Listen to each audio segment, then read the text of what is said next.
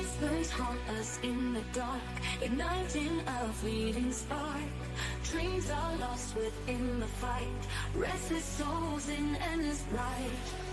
Together we won't lose, if we know the rules. There's no rest for the wicked and the kind they've inflicted.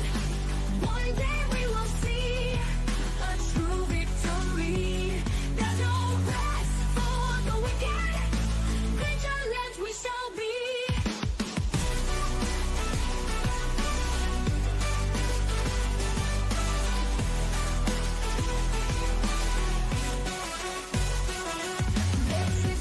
Damaging pain, trapped inside bitter rage. To fight them we must be strong. We are in this for the long haul. Together we won't lose, if we know the rules. There's no rest for the wicked and the kind they've inflicted. One day we will see. Hello. Welcome to the party. We are here to watch the Rocky Horror Picture Show 1975. One of my favorite movies, a lot of fun, very cool B movie, and I hope you will enjoy this with me.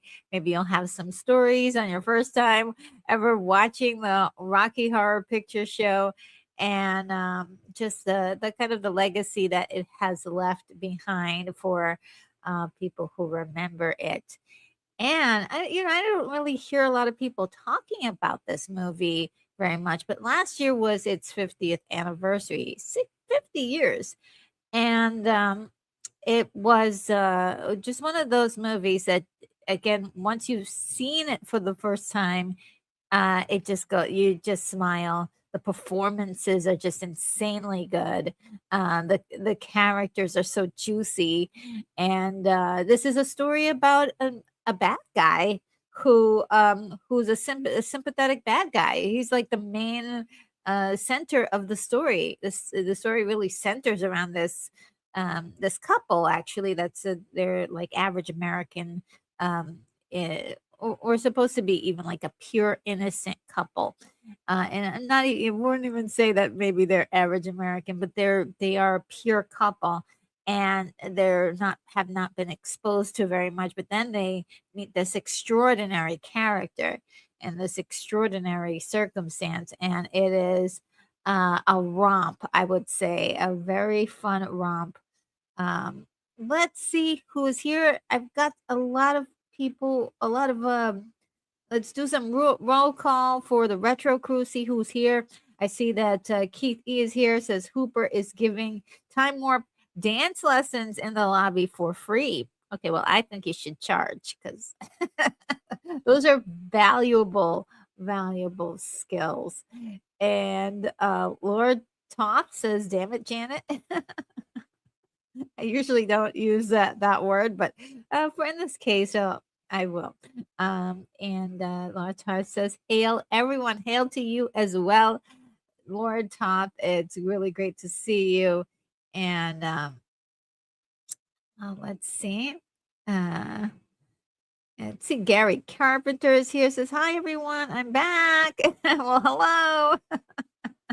Good to see you on this lovely Saturday. And I think that rounds it out. Let's see. Keith E says, "Nice opening. Thank you. Thank you very much." I have a very interesting outro today. It will be debuting the new song for the channel. As the old song, amazing song, I loved, and I think we all kind of was attached to it, but there may be some legal issues around it. So I've created a new song, and I hope it meets your liking. I I I really like this one. It took me a while to find the right sound, and it really kind of is like an 80s throwback with like sounds of maybe Pat Benatar. It's very cute. I love it. Um and so let's see. Gary Carpenter says Tim Curry looks terrible in that costume. You think so? I think it looks great. I think it was such a shock at the time, but this is the movie that really a lot of people know Tim Curry from. Like a lot of people wouldn't even know who he is if it wasn't for that this movie. And Laura Todd says the first time for me was in university on Halloween several decades ago. Oh, cool! It was awesome. So cool. It is really interesting how this was a B movie, didn't make a whole lot of money, and was pretty much going to be put into the vault. It's just like, okay, yeah, well, that's another failed attempt at doing, something cinematically that and is going to matter. But the cult following for this, it was being shown at midnight and at different local theaters, and people came dressed, and they came with rice to throw for the wedding. They came with water bottles, spray bottles to emulate rain. It was like incredible. People were lip syncing and reenacting some of the scenes on stage. It was great, and I wish I had been old enough to experience some of that when I was young, but I think it developed over the years, and so it had this incredible um, cult following. And just from movie sales alone, I believe they reached over 60 million from those extra showings. So it made a big difference. It made a big difference. Let's see. Gary says, I've never really seen it, just clips. Interesting. Yeah, it's actually, I hadn't actually seen the whole thing until about, I would say maybe a good 20 years ago. Of course, at the time, at 1975, I couldn't see it. Um, I'm not sure. My mom wasn't really like saying, "Hey, you can't see that movie." I don't think it was something. I think it was pre the era in which we used to go out to the movie theaters. So it was a little bit before I that time. So it and I never did get to see it in the theater as people were celebrating it there over the years. So it just seemed like something a myth. And then MTV actually was showing some of the clips.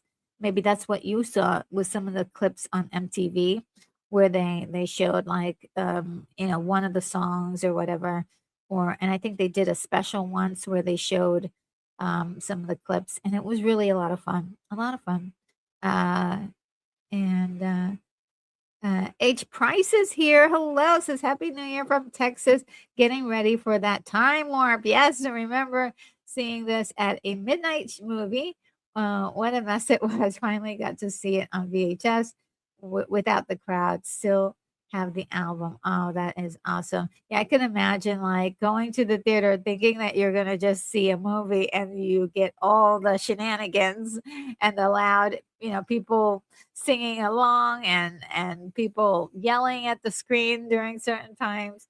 It could be fun if you're in on it, but if you're experiencing it for the very first time or really experiencing the movie itself for the very first time, it's nice to be somewhere where you're comfortable and you can really like pay attention to what's going on, because there's a lot of subtle little things that are happening in the story that I think is so good. Also, I feel like this is one of those movies that is a lightning in a bottle.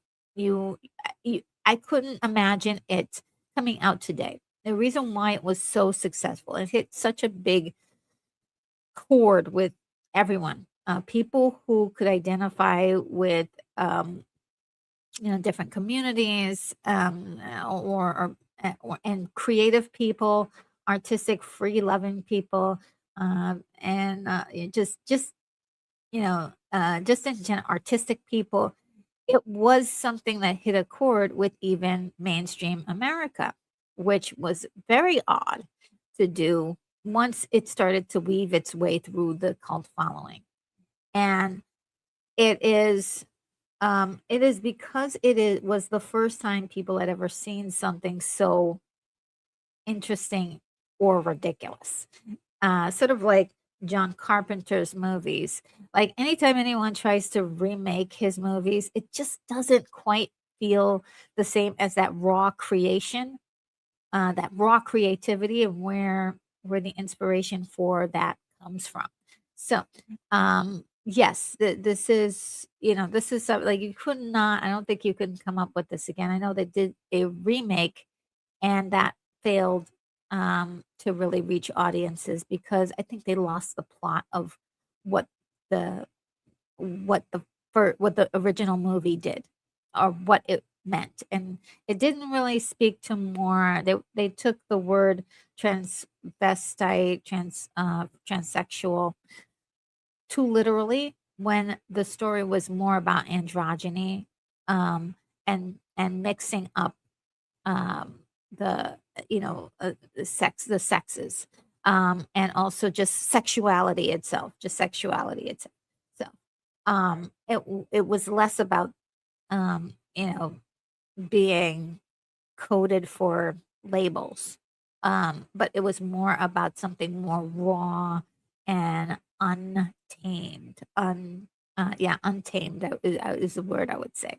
So I think there, it definitely has a lot to say about sexuality, and we'll talk about that as doing. And Keith E says, please hit the like and subscribe, and if you have the hype button, please slam that hard. Yes, please do. Please do. Slam slam all the buttons. And Gary Carpenter says that Tim Curry was better in Clue. He's exhibiting, I wouldn't really want to compare the two, but you just brought, and maybe I should do a poll one of these days.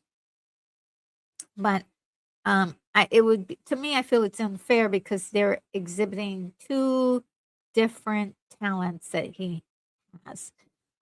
In this particular movie, he's showing off, he's singing, dancing, he's displaying a different kind of charisma.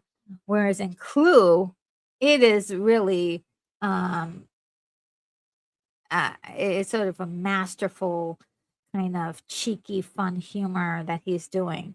And even though there's something similar about it because of his style, I just feel like I couldn't live in a world where there was just one of them. I need them both. I need them both. And Botanical Brother says, I reckon everyone will be doing the time warp again. Yes, absolutely doing the time warp again. And Bonzo Gilborn says, let's do the time warp again. I got my toilet paper ready. Wow, yes, okay. Yes. Oh, and Stunbrat is here. Hi, my sweet retro girl. Horror hugs. Thank you so much. So good to see you. Hope you had a fantastic new year. You just reminded me of something. Let me see if I could here or here. You guys, I got chocolates for Christmas. And I'll tell you something. I'll show you. I got this one from Stuntbrat, which is yummy, yummy, yummy. It's called, oh gosh, the glare. There it is. Coper's chocolate dark espresso beans. Okay, and so this is so yummy. It's such a cool little snack. But I have to remember not to take it after a certain point because it will keep you up all night long. So that's one.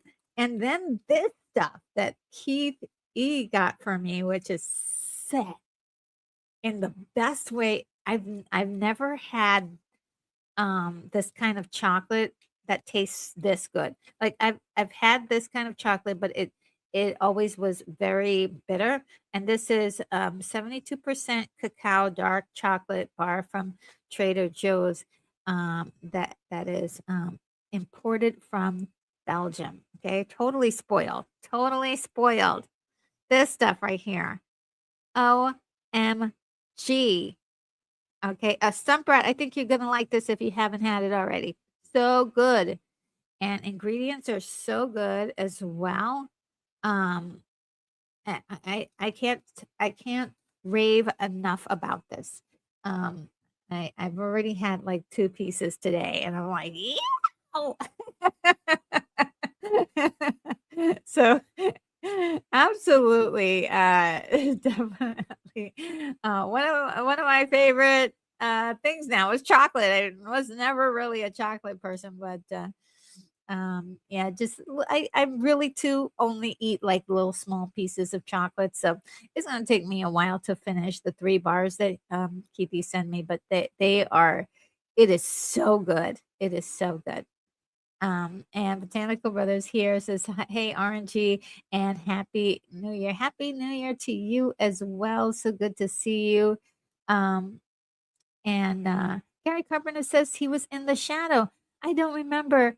I saw that movie for so long ago, and I was meaning to do a review of it.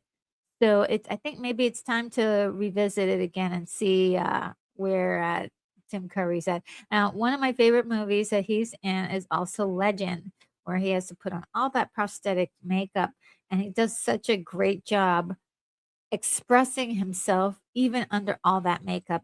You can't really see him in there, but you can feel his energy, and the way he imparts it to the character. Not always easy to do with a lot of makeup um, and prosthetics on. And let's see. Um, You guys are talking to yourselves, so great. Botanical Brother says, I went to a Rocky Horror Picture Show screening once and observed a bunch of folks dressed up as various characters from the film. It seemed like a ritual that they were acting out. It was very funny. Yes, that is one of the traditions that a lot of people do with the movie is they play it at midnight, and then they will they'll have the toilet paper for certain scenes. They'll have the rice. They'll have, they'll do all sorts of things to reenact the movie. I love that when you get a movie that really hits a nerve with an audience, they dress up for it. They go out and they they will sit there and reenact all of the parts.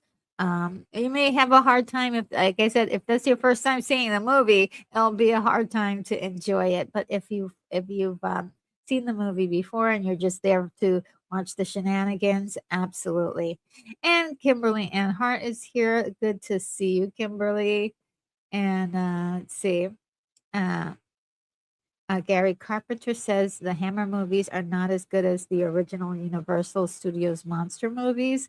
Um, they were for a different era, that's for sure. They were for and I think they kept the monster movies alive.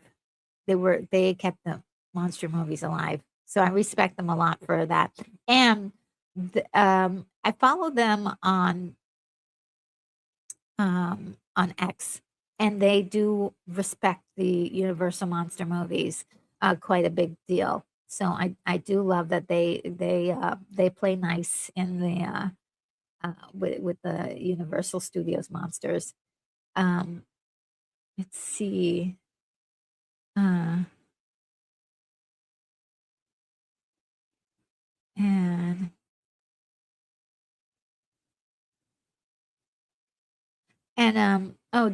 Botanical Brother says no one knew who he was in the movie Legend. Um, yeah, I mean, he was Darkness. But nobody knew that he was actually playing that part. They did try to do some promotion to show us that, but yeah, you're right. It was mostly centered around Tom Cruise, which and he's never really played a part like that again. And I don't know why, because he was so good in it like that. So, uh, and Severed says, I've never been to a cosplay events or Halloween. Too much like work. Yes. Um, And someone says, Retro, I just ate a package of those espresso beans. Oh, Lord, the whole package? Oh my God.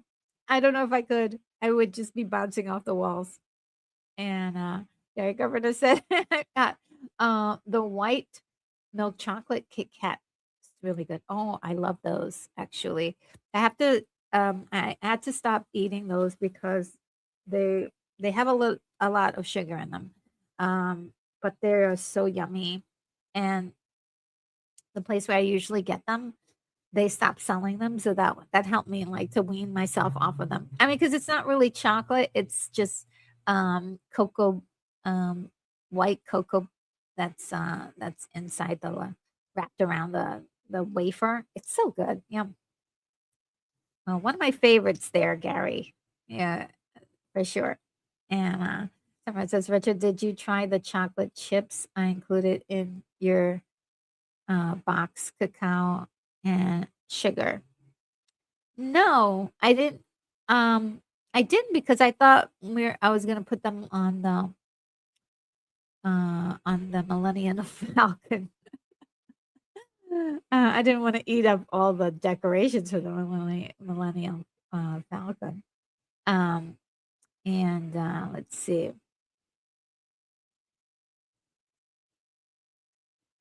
And Keith E says Hooper insisted on sending you that chocolate is it's for him, not me. Oh well, Hooper, thank you so much, Hooper. That was fantastic.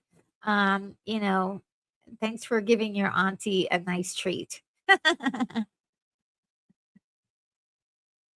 Fonzo, you're so sweet. Since all that chocolate, Reginald girl is sweet enough. You are so kind. You're so kind. Gary Cameron says RNG. He lent his voice to Scooby Doo and the witch's ghost. Did not know that. Had no idea. But you know, one thing about Tim Curry is once you hear his voice on something, you just can't. You just know it's him. You just know it's him. And Bonzo says, Veteran Girl, your restraint is incredible. Once I get going with the sweets or pastries, I can't stop. Oh,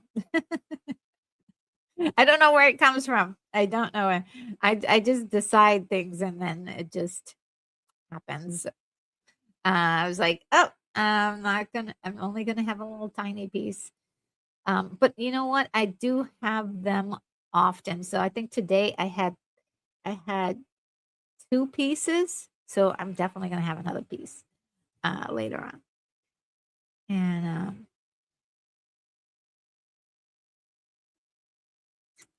let's keep going here. We're almost to the end. Oh, yeah, yeah, yeah, yeah. And we've got, with us, Troubled Duke. Good to see you. Says, "No film is made worse for Tim Curry being in it." I don't thi Yeah, I agree with you 100%. He's, just the secret sauce if you want a really unique film. Just a wonderful talent. And I think one thing about this movie is it shows off, like, um, I think I saw Clue when I was little. So I knew him from Clue and a couple other, like, cool, fun things. But when I saw him in this, I was like, "Whoa!" I had no idea. So this blew me away. I had no idea he was capable of, like, doing a musical. And so Red says, Retro, there's plenty to go around, LOL. Yeah. And oh, okay. Yes, Botanical Brother says, keep Mr. Curry in your prayers. He's dealing with health issues. Yes, I did see an interview recently, and he looked better than some prior photos I had seen of him. So it looks like he is struggling, and we hope that he is not in too much pain and that he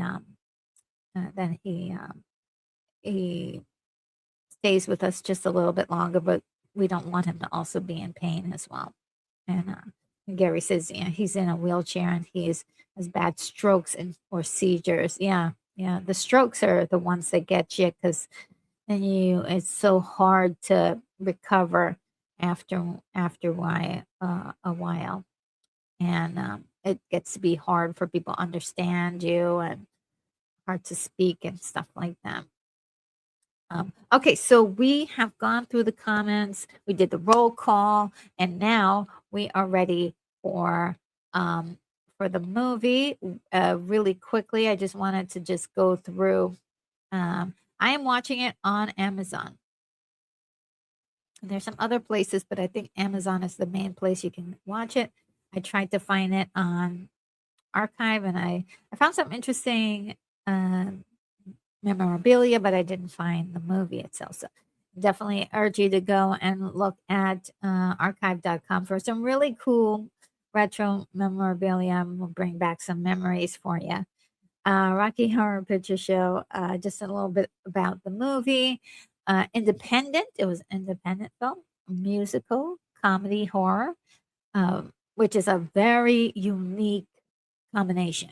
There's a couple other ones that at the from that time period. I think like Reefer Madness is another one that was kind of like that, as much smaller cult following, but definitely in line of this genre. It was produced by Lou Adler and Michael White, directed by Jim Sharman. It was distributed by 20th Century Fox. It was written by Sharman and also Richard O'Brien, who is also in the movie, and he plays the part of Riff Raff. And the film was based on a 1973 musical stage production of Rocky Horror Picture Show. And also, that was all created by O'Brien, which is he is sort of the brainchild of this whole thing, and you can see he really stands out in this movie as a talent, and it has a very unique style about him in a lot of the roles that he played in in in his career. Let's see. Anything else that I have? Okay, so this stars, of course, Tim Curry, and this is his debut film. This is also starring Susan Sarandon, Barry Bostwick, and it is narrated by Charles Gray, who we may recognize as, I believe, he was in a Bond movie and maybe Star Wars. I'm not sure if he was in Star Wars, but for sure he was in a Bond movie as the character Ernest Stavro Bofeld, is what we definitely know him as. He's one of the Bofelds, and also let's see who else we've got. Um, Anything else I wanted to see if there was anybody else we should highlight because all of the actors in this are really great. Um, so we have Patricia Quinn as Magenta, and we have Little Nell as Columbia. So adorable. I loved her character. Jonathan Adams as Dr. Everett Scott. And let's see, there's also Meatloaf shows up. Yeah, he just shows up. Meatloaf. And who else? Who else? There's also oh, I can't. There's one more person that's missing, and that is Peter Hinwood, and which is Rocky, and in the story, who the story is actually named after, and that is Frank Infooter's creation, and Tim Curry is the one who's playing Frank Infooter. Very cool. So now that we have that all done, let's see who else is in the chat. Looks like we have a few extra people that walked in the room. Let's see. Oh, wow, wow, wow. A lot has happened since I've been running my mouth about the movie.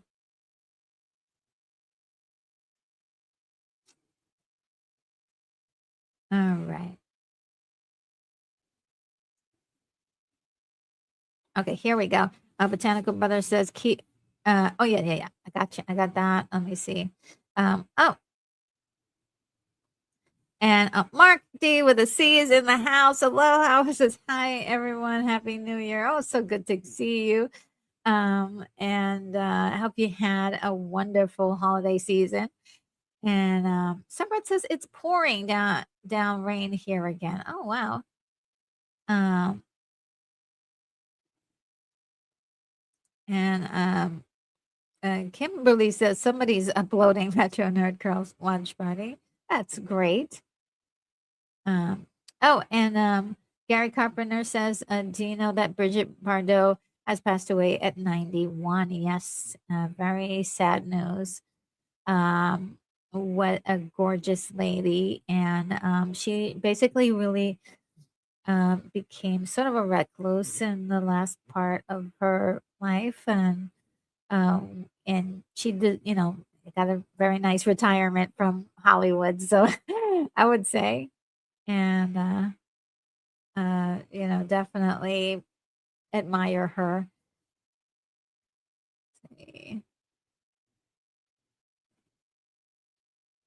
And oh yeah, Keithy's inviting Mark to come on over, and he is on his phone. So uh, that uh, let's see. Um, Charles Radcliffe is here. How are you? Says Happy New Year, everyone. Happy New Year to you as well. I hope you're doing really well. And let's see. And Mark's D with a C says, would love to, but going to a dinner tonight. We better have toast. That's awesome. And Gary said, I really did like Meatloaf. Oh, what a performer! Just magnetic. And Kimberly says, glad to see you again, Metro Nerd. Well, same, likewise, very much. Likewise. And Botanical says, I like the Pretenders track that mentions Brigitte Bardot's name. Oh, do you remember what the name of the song was?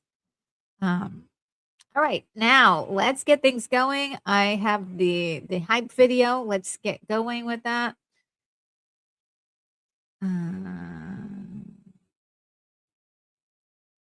Where's my hype video? Here we go.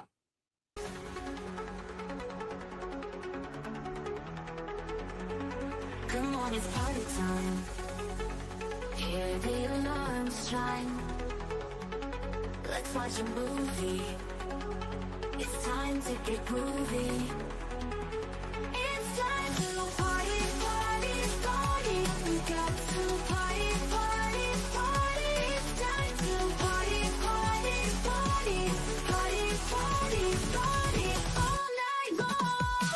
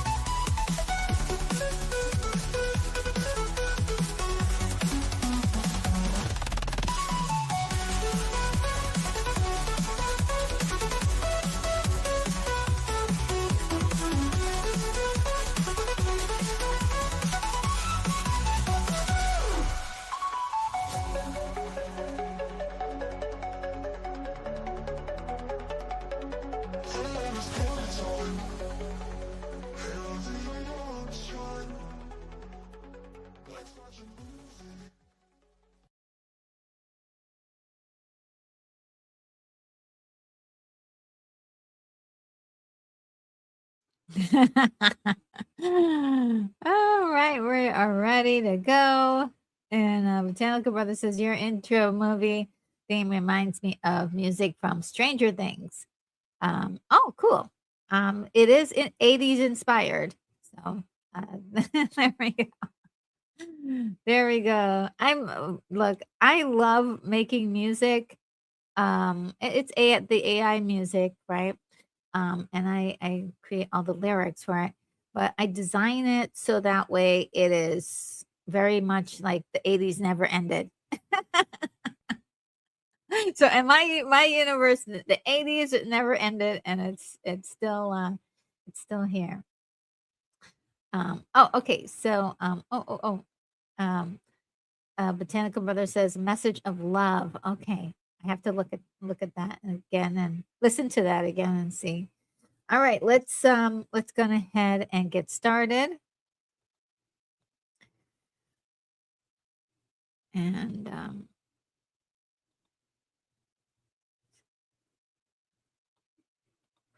just going to give myself a little head start here. And we're going to turn on the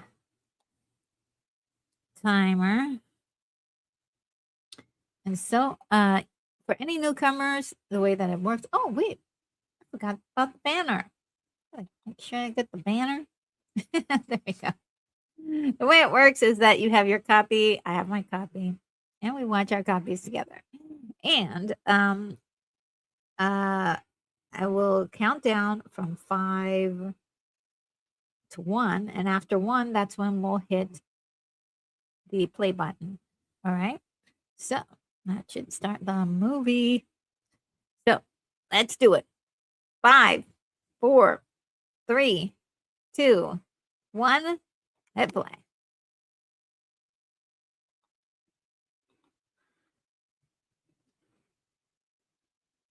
All right, and I've got to get my copy to match up. It's a second ahead. All right.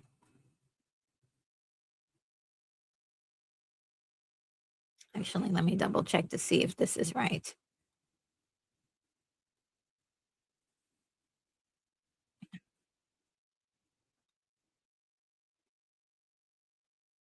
Yeah, what I love about this beginning is that it's paying homage to older movies from the 1930s. Yes.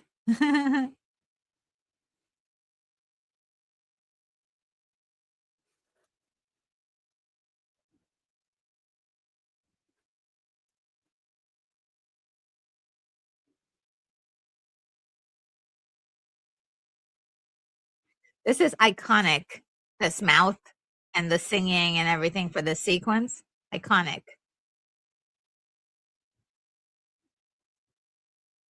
That's why I say this movie did something that had never been seen before and captivated people in a special way. It can't be replicated.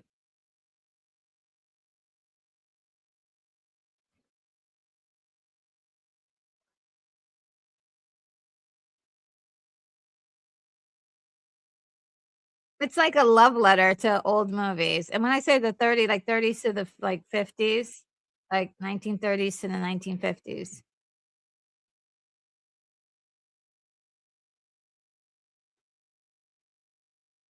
I mentioned one of my favorite movies, Forbidden Planet.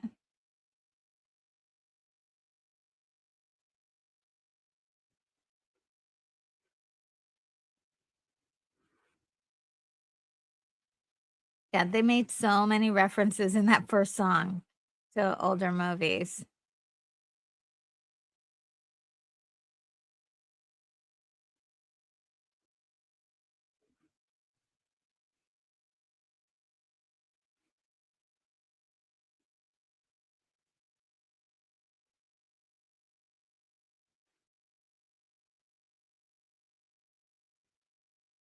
Night of the Triffids. I only saw that last year. Like, was it last year or the year after before that?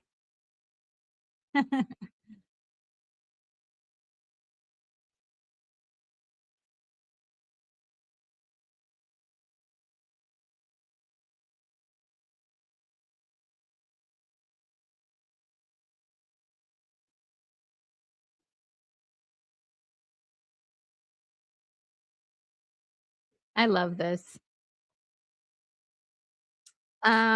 Botanical Brother says, "Whose mouth is that?" I think it's, O'Brien's, if I'm not mistaken. I could be mistaken, but it sounds like him singing.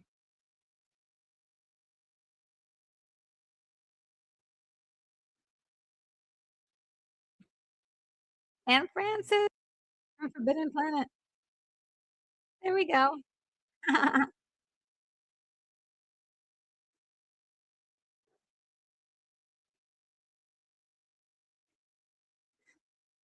I wanna sing along so bad.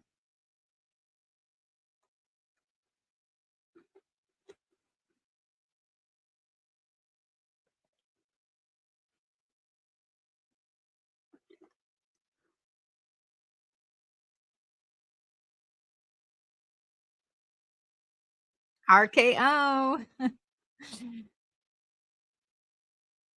They also have an RKO tribute at the end too. It's really cool.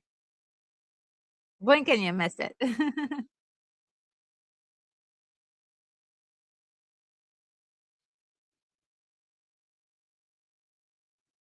And I think I heard somebody asked, O'Brien about this the idea for this, and he's like, "Oh, it's just we're just goofing around and having fun." So if you notice, we're starting off at the church, the mouth, fades into the cross. So we're dealing with a lot of, like, um, sort of things that are, like, not are a little bit, like, different. And there's Tim Curry and the other aliens in the background. I've never noticed that. There he stands, and then, um, the picture, the actual art piece, the American I forgot what it's called, but it's the American guy with the pitchfork and his wife next to him. That's who they're, like, they're pretending to be, or they are. The pitchfork is comes to play a little bit later.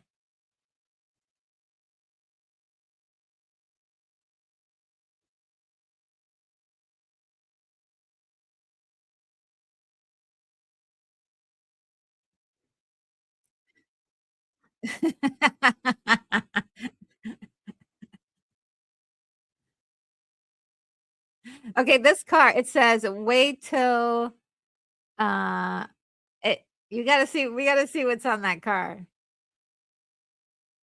Oh, she got hit. She got hers, now he'll get his. Wait till tonight.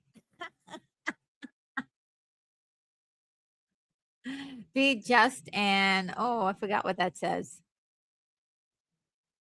There's so many, like, little, subtle things.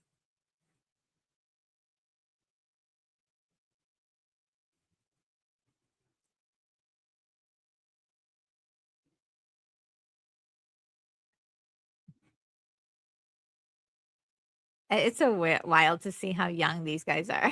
Like Susan Sarandon.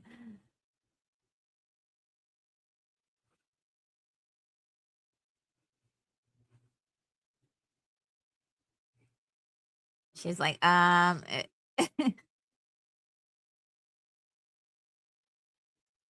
Denton, the home of happiness.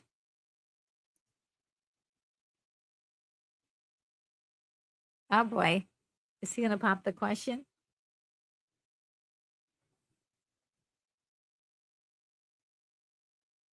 He's trying to uh-oh. He's trying to figure a way to to compliment her.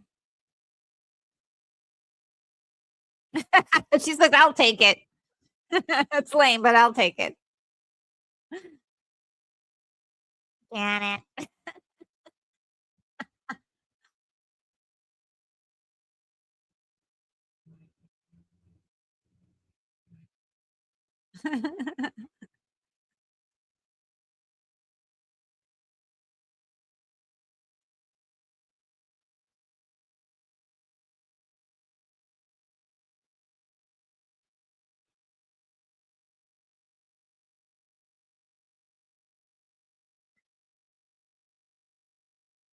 See how they're removing the hearts and on the door?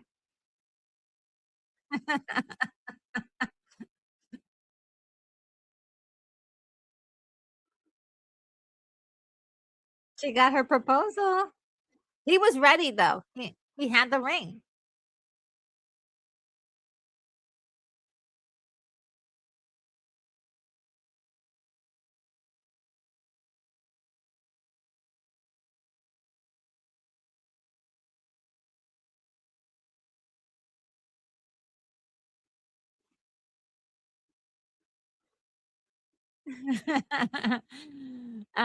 Keith says Susan Sarandon was sick as a dog this entire movie. Oh, really? I didn't know that.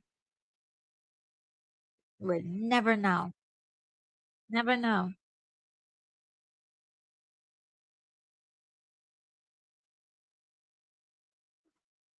Can it?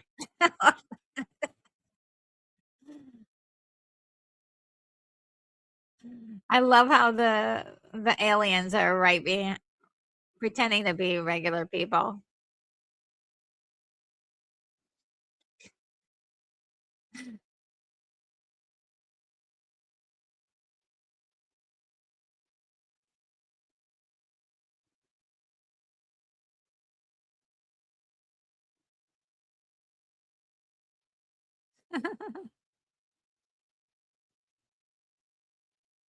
And notice again they showed the cross again.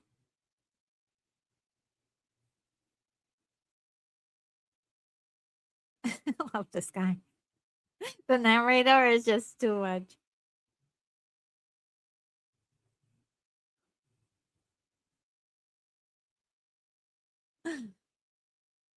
By the way, I love his study. It's so cool.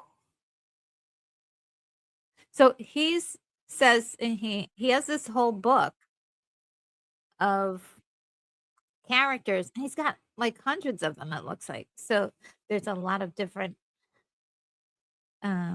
stories that he could tell.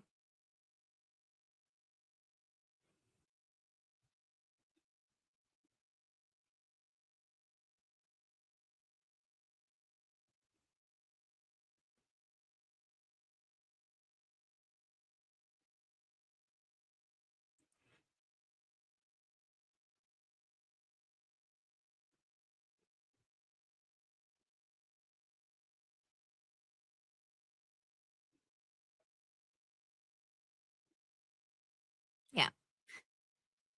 They're supposed to be normal kids, normal uh not so much just American, but they were just supposed to be normal, but also innocent. So that's who they represent, innocence. So you have the cross and you have these innocent kids.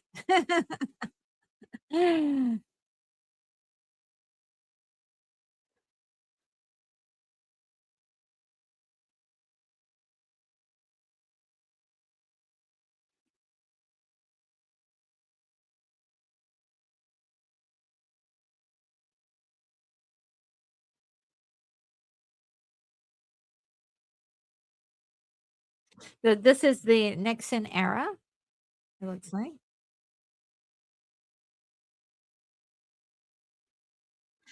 Ah, they see.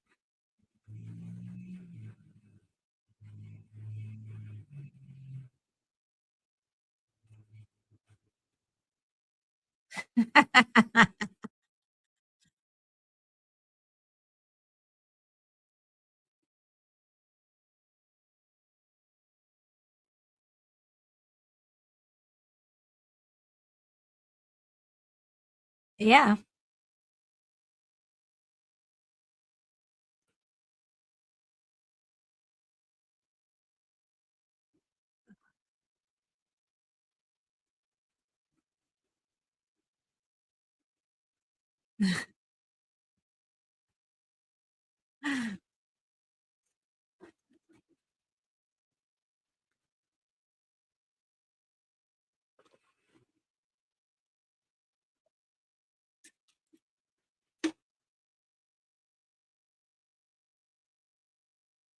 Oh, so they're playing the entire resignation speech of Nixon.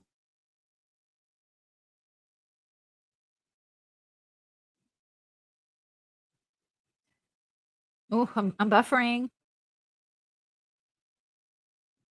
And Gary Carpenter says, "Did you hear about Tommy Lee Jones's daughter passing away?" I I'm not sure if she there I don't know if she passed away. I think there was some sketchy something weird happening there. Enter at your own risk. They they have there's a sign. It reminds me of um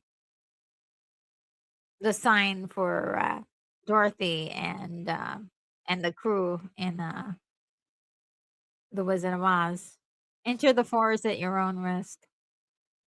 But yeah, yeah, about his daughter, it's really sad and weird. Still under investigation at this point, but of course, thoughts are with and prayers are with Tommy. Um, it can't be easy for him to deal with something like that. It's really um, weird, unusual, and it seems like a really waste. As a young, she was a young girl. It seems so something un something weird about this. Yeah, hope they're doing a good investigation.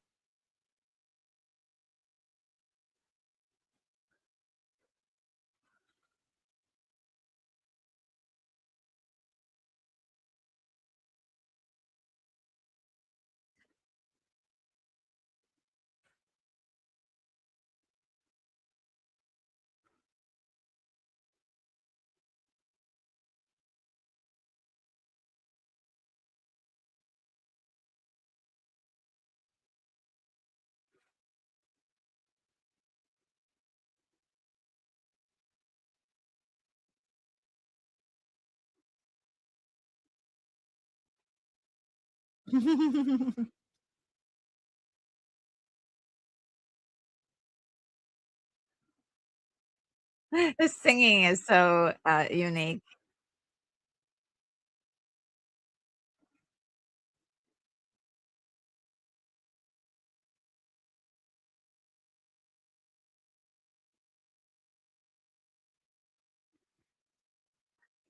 There's also something very ridiculous about the song structures. I mean, they're composed well and everything. It's just so there's something funny about them.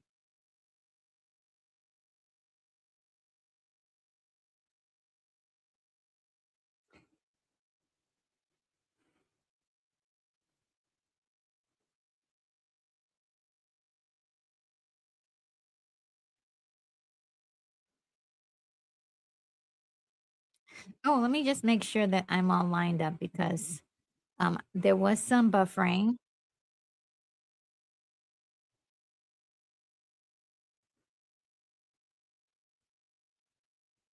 Okay. It looks like somehow I jumped ahead of the recording just by a few seconds. So,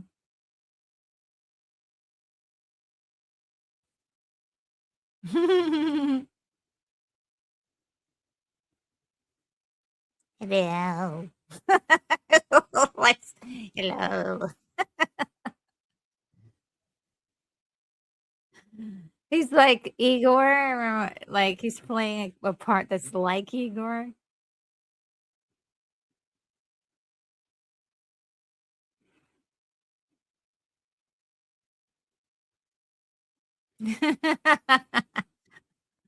What a great response from Susan Sarandon.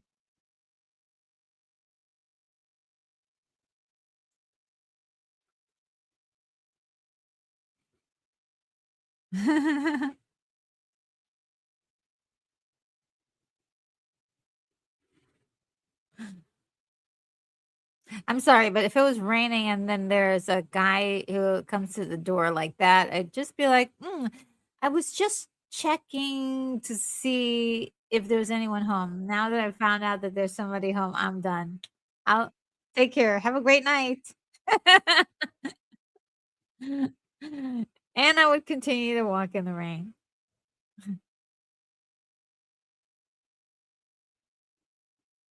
The thing that I didn't,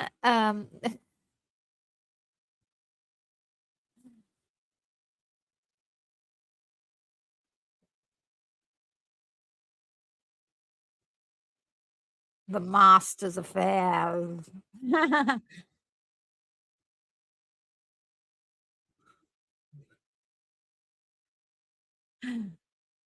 Magenta.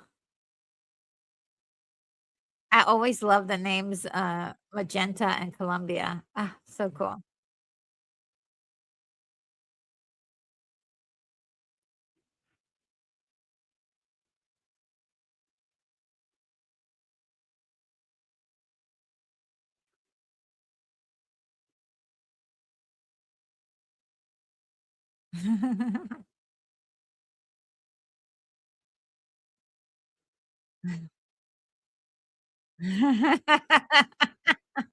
He's so good.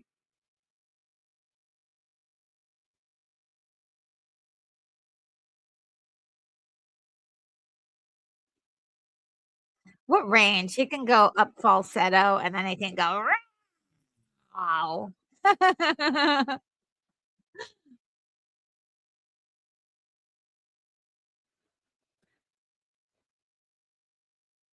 It's just a jump to the left.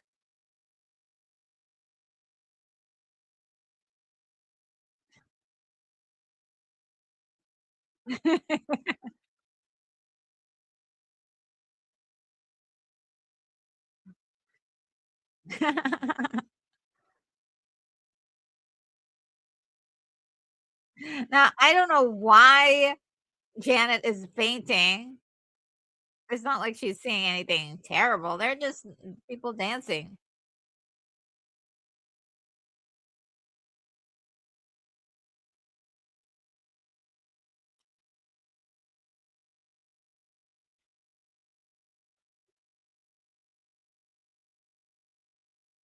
I love the makeup. It's so, tragic. It's like 1930s tragic.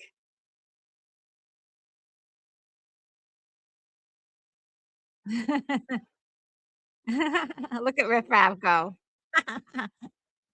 He's like,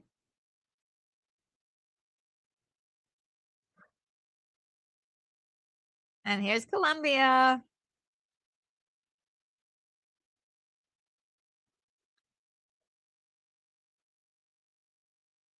Now, one thing about Columbia that was so striking was, of course, the red hair, and that she didn't have really any eyebrows. It was totally penciled in, sort of like Clara Bow.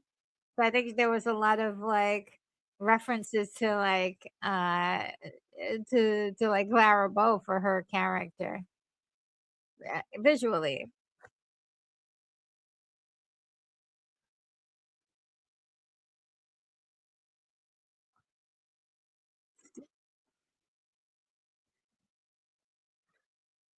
Um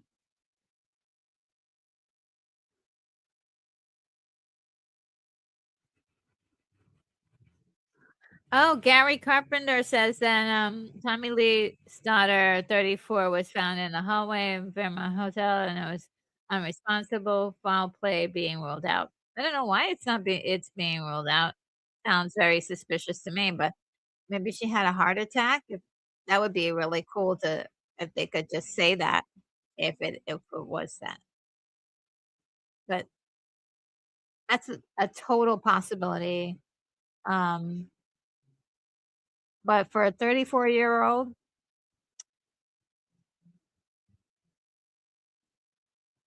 unless she has something chronic, like a chronic issue, I think that would be the only thing I would say. Oh, okay.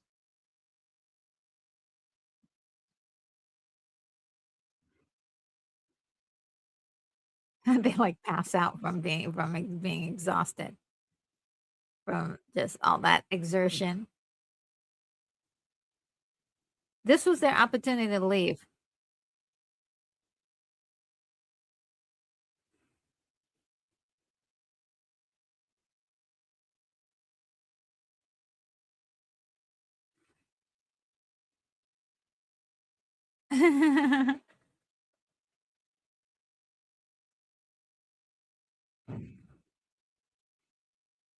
Look at those heels.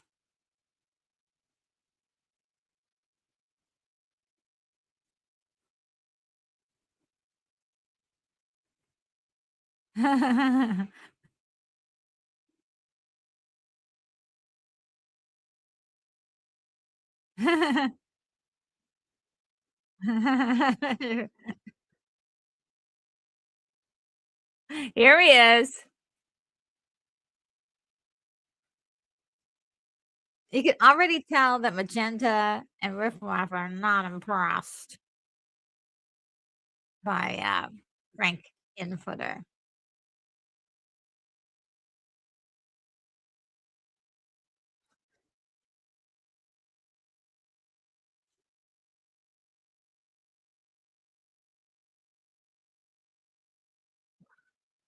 Mm.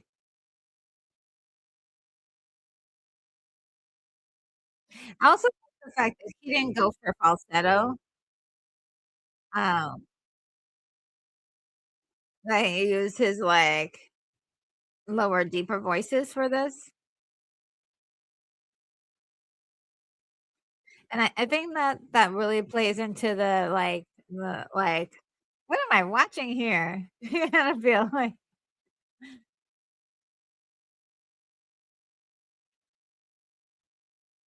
another reference, movie reference. They have a water cooler.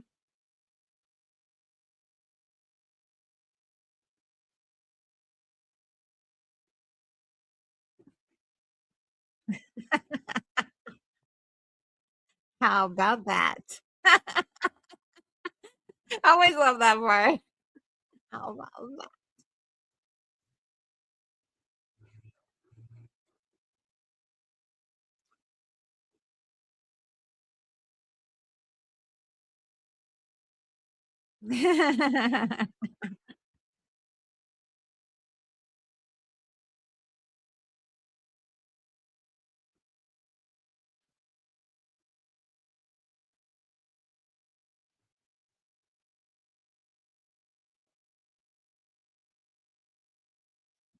I love that obsession.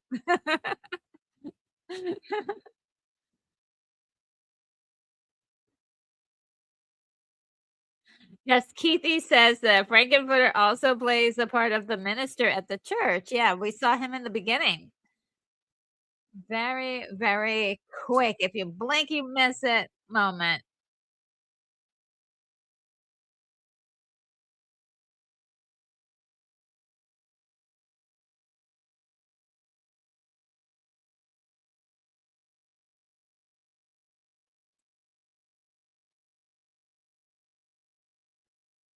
Just like everything he does, all the little movements are just charismatic. That was the best.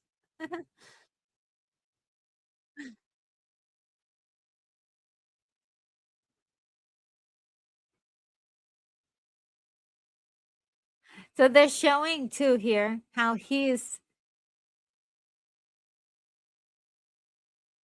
kind of tempting them in a way. They're like he's he's already tempted the people already that's there. They're all under his like they're in love with him. There's a bloody rag.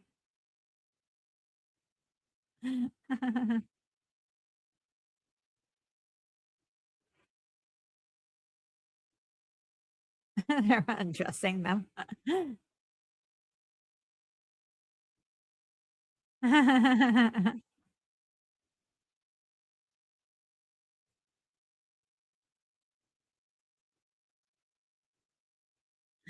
So, yeah, and the couple themselves are like, they're intrigued by Frankenfurter. They're not really like, kind of looking at him like, interesting. So in many ways, Frankenfurter is a stand-in for temptation. Yeah.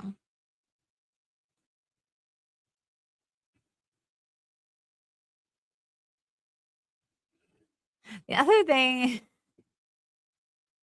there's just so many cool things about this that I really love. Like Riff Raff is like, if you just look at Riff Raff throughout the entire movie, just insanely charismatic. There's like so much going on with that character. And from the facial expression, if you know the ending, you get a lot more context for the story.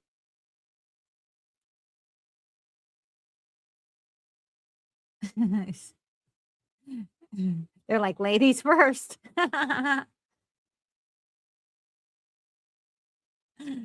Ah, this is his laboratory, possibly surgery room.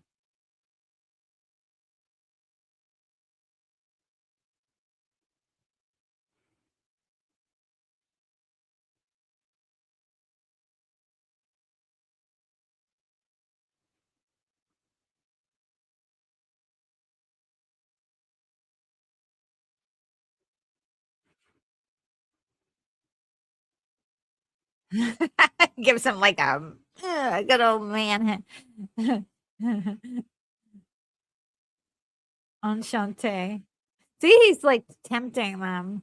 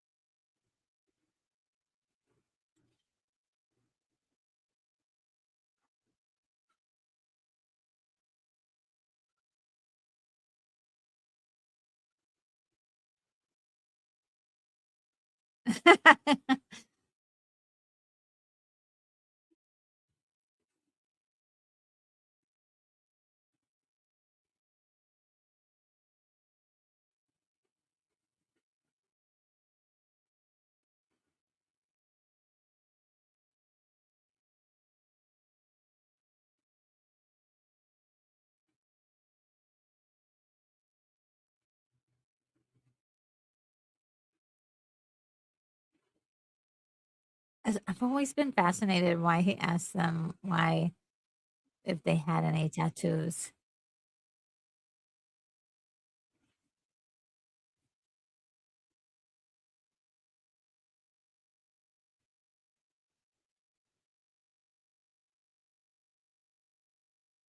Oh, Terry Eyes Anderson reacts. Hello, welcome, welcome, welcome. Says I like the contrast between the movie and Clue as well as the similarities. I even slightly combines the stories in my creation review of Clue, the movie. Oh, yeah, there are quite a few similarities, you know, and I'm sure everyone can pull out a couple of um, similarities. And we're dealing with a house in the middle of nowhere, a whole bunch of strangers together, and Tim Curry is the host du jour.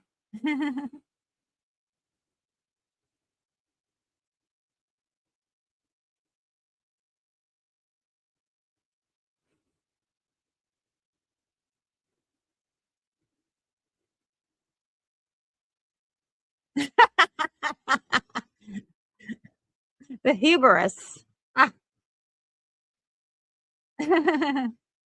See, Brad is like sensing something's up. He's like, wait a minute. You shouldn't be applauding this. This is something very perverted about this. And I love that his gloves are kitchen dishwashing gloves. So great.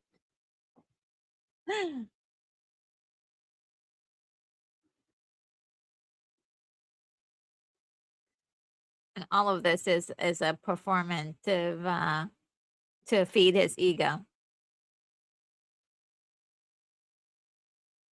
So there's absolutely no doubt he is the antagonist or the uh, the bad guy or whatever. But there's something very sympathetic about him, and we don't get to that until later, of course. I love riffraff. Look at him. 3 more points. I love that.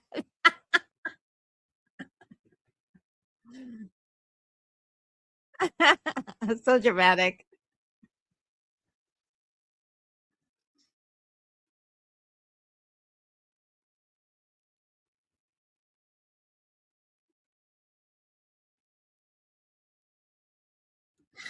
Gary Carpenter says, "I just seen a picture of Tim Curry in costume with 2 girls in masks.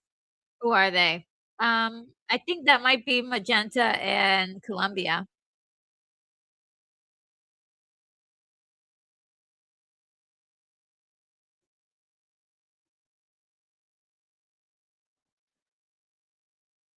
Ah, I love the guitars.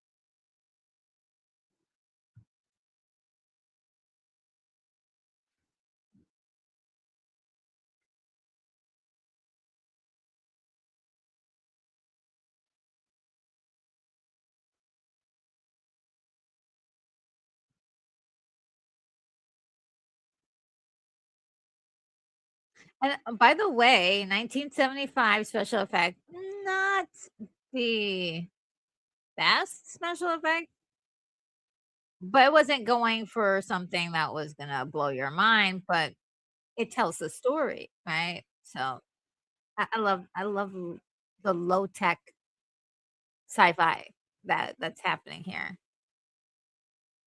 That is like part of like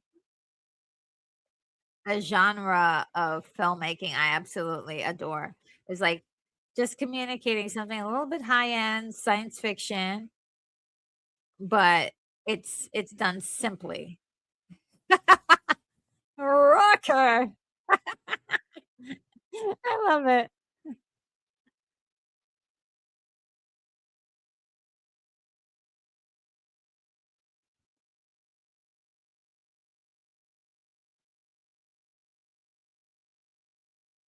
See how cruel he is? Frankenfooter.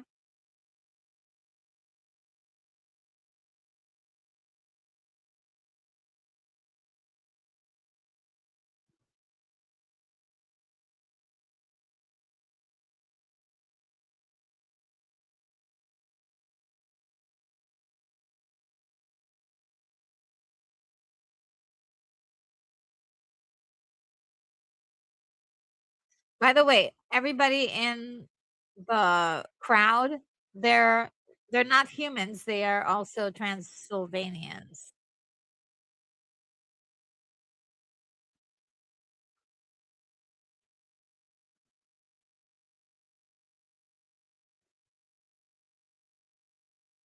Poor guy has, like, no clothes on.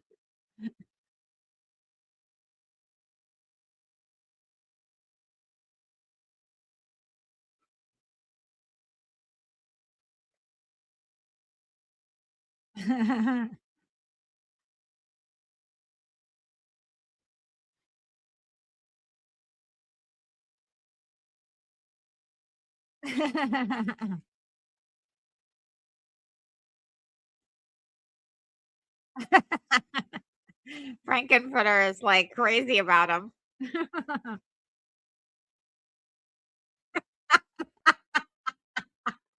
Actually, that's hilarious.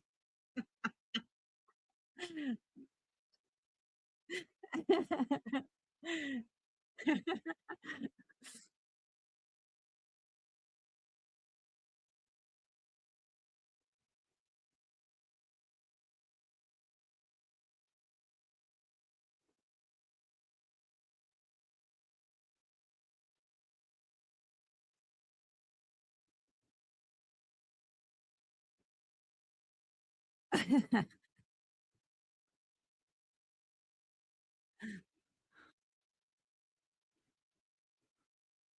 was like, "Yes." He's okay. And the reason why he's only okay is because there was somebody else for her.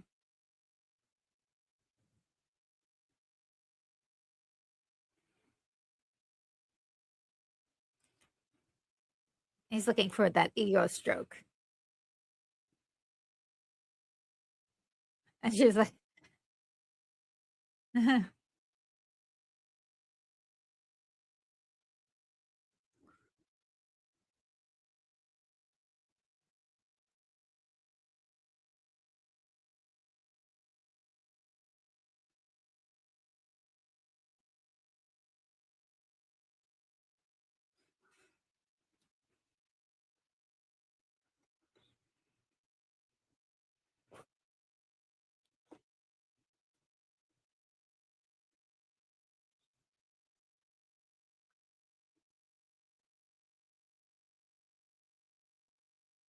"Happy birthday, Rocky."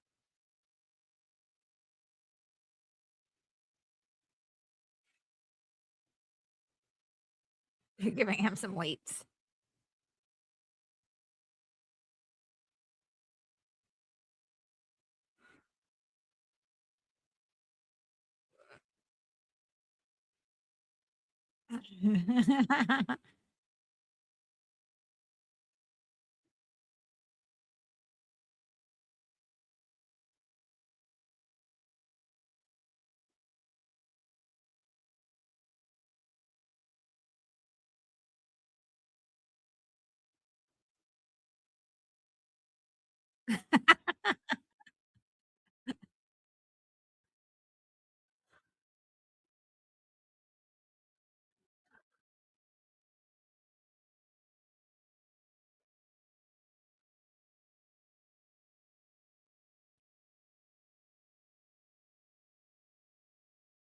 Um, okay.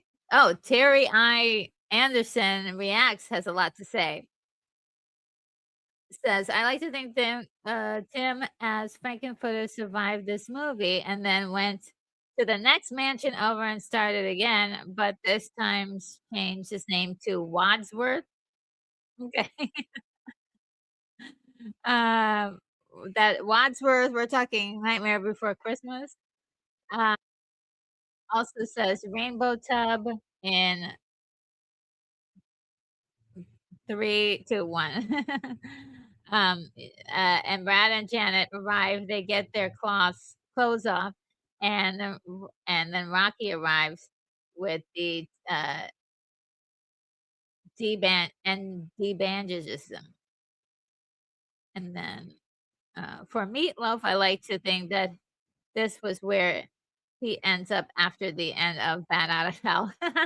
At the end of the video and song, they mention the motorcycle accident.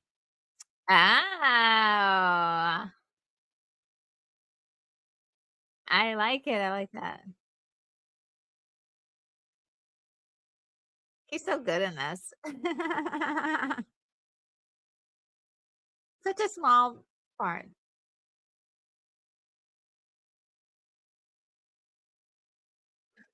Columbia just loves him. And the Transylvanians like him too.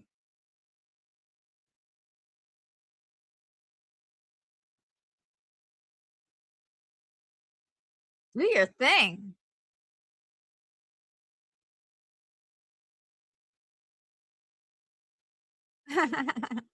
I love it. I love him playing the saxophone.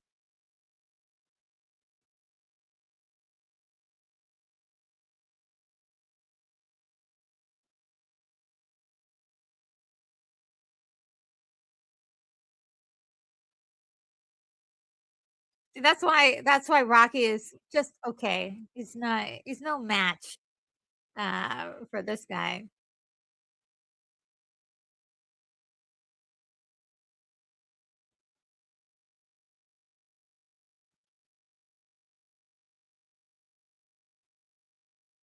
Oh, but yeah, just so we understand, he was faking playing the saxophone, but still, it was great moment. Even Rocky likes this guy. He's stealing all of Frankenfooter's attention.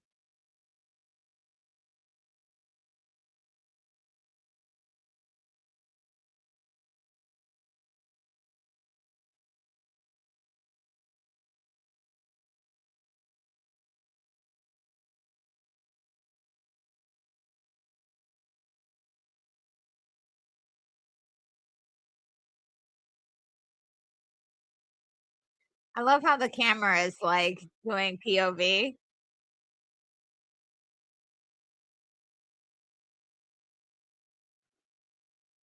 Uh-oh.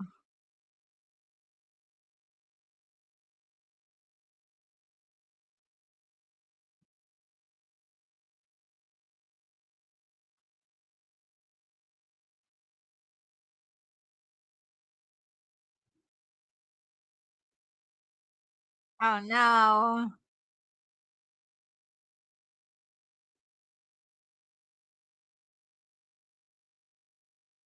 Oh. Frankenfooter, why'd you have to ruin the party?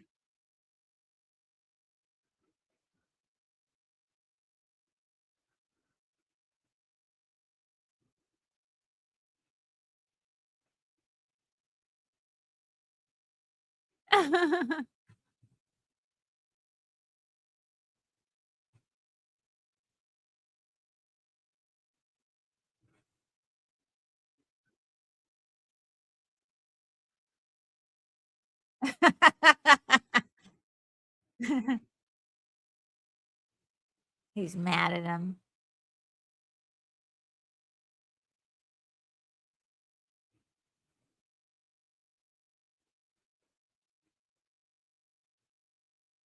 If you notice his makeup, eye makeup, the the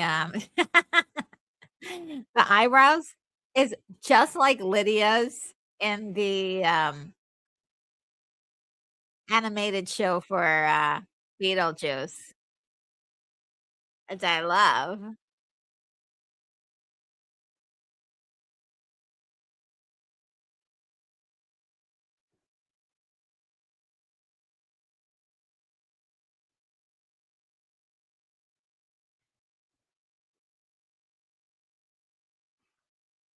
I always love that part.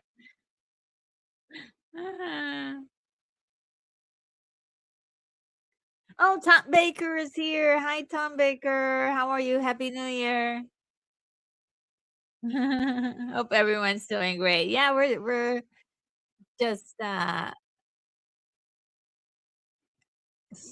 of us may be singing along.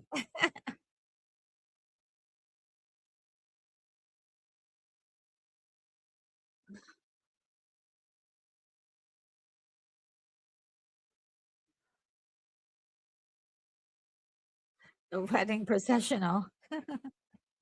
I love this aggressive guitar version of the wedding progression processional. Also, you know who has another place where it's a really nice rock and roll metal like version of the wedding progressional processional. I don't know, one of them is Flash Gordon, 1980. Love it. I always said, like, oh, what if I had a, big wedding, I would play that at my wedding or a version of that. So hot.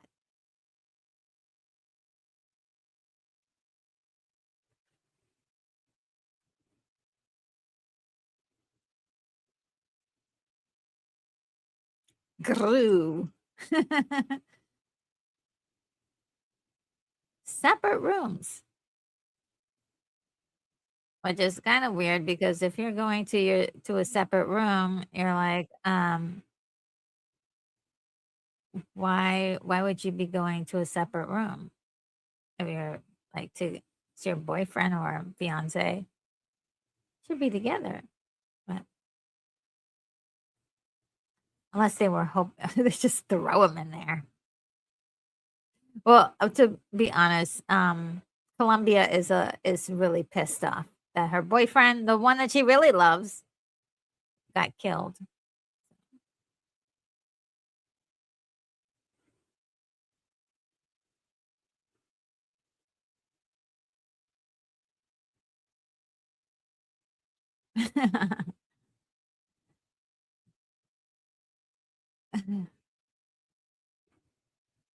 She's like, "Oh yes, my darling."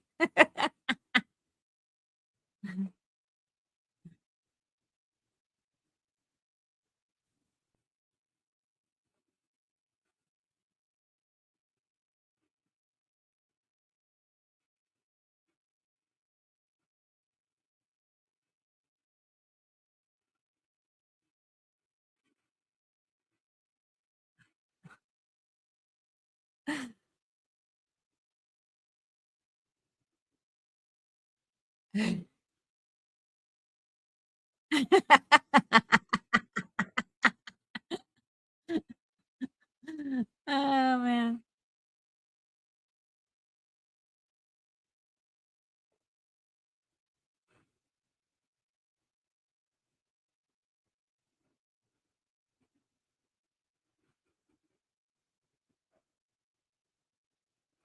Temptation.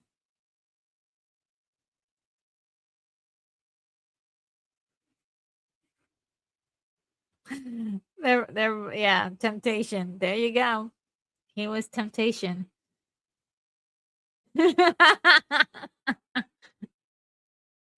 Teary Eyes Anderson reacts as I used to own the cassette tape of Rocky Horror Picture Show. Me too. I may still have it somewhere. The soundtrack for the movie and used to play it in the car. Oh, how nice. How nice.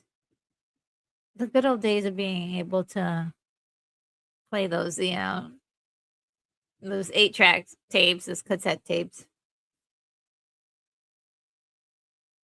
Oh, okay, this is also a callback to Igor torturing the monster, which leads him to escape. But it makes sense in the story because, we have already seen the animosity between Riff Raff and, Frankenfooter, that there is tension between in their relationship.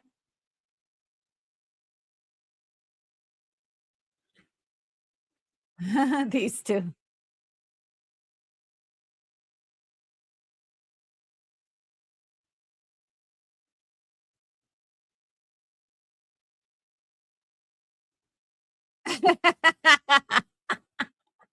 It looks like he's biting her. She's like, "Ah." Like, is it and then also, um, they keep referring to each other as brother and sister, which is also creepy. Ah, yes. Mark D with a C says, "I hate when that happens." Startled face. Tom Baker says, "You're doing Inner Space. That's such an underrated movie." Yes, and before that, I'm doing, Fantastic Voyage, and they're kind of like, twins. Well, they're related, right? I wouldn't call them twins, but they're related. cousins, maybe.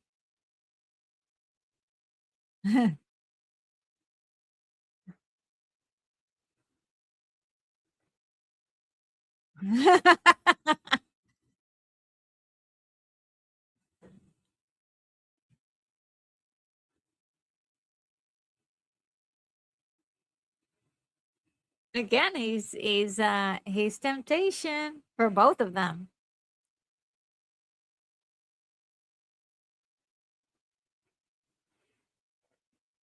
And this really goes in line with his need to be loved. Um the new playmate is loose.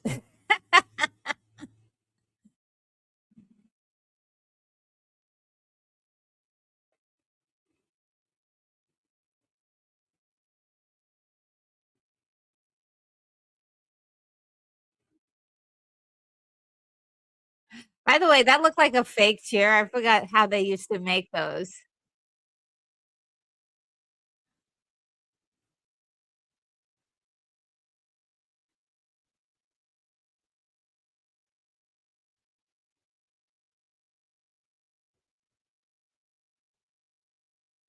She's facing some regret for cheating on Brad, even though she was tricked. But then she went along with it.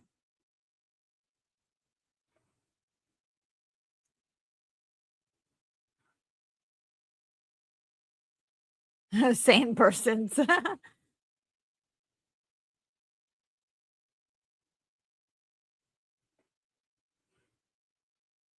And by the way, the visuals here, the visual screens, they're very reminiscent of Flash Gordon and how they used to have those preview screens in Flash Gordons. So I love that kind of primitive um kind of thing that they have going on there. It's, but I just see so many references here. Aw. Oh, he's like a little puppy, isn't he? But notice how every once in a while he looks at her boobs. Uh-oh, he's starting to give her those looks. She's like, "Oh, well."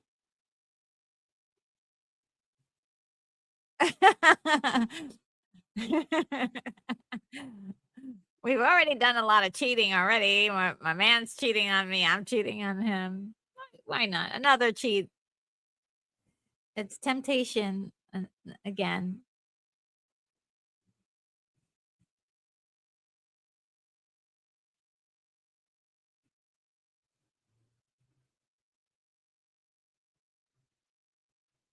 I love these 2.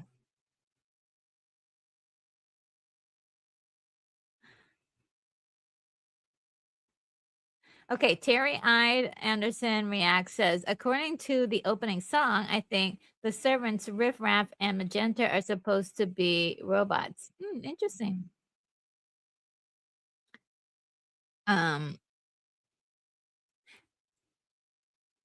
I think because I was thinking that they were under his control, like was able to control people with his. That's just his thing. Oh, and Gary Carpenter says, "I love the new look you have. It's better than you in the astronaut suit outfit." Thank you, thank you. I wanted to just get a lot more, like, locked in with the visuals on my channel, so thank you.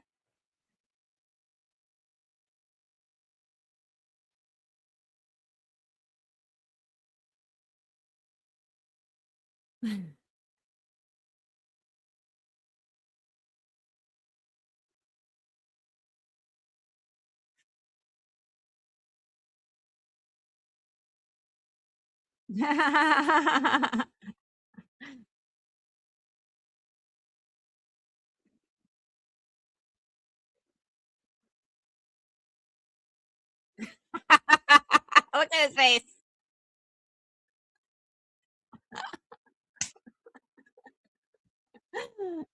my god. The she's calling him creatures of the night, sort of you know, like reference to the '30s movies, Universal movies, Children of the Night.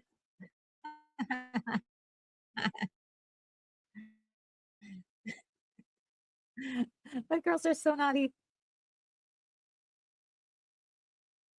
I love how this is, like, interwoven everybody together in this one song. Yeah.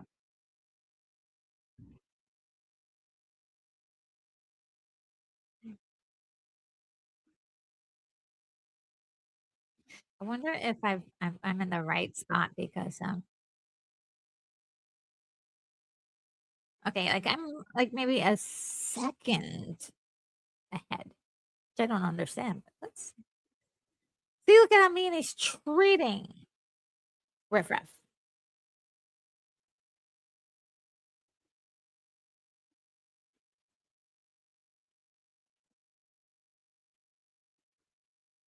The cruelty. Master. I love the way he's like, "Master." It's the little things in this movie.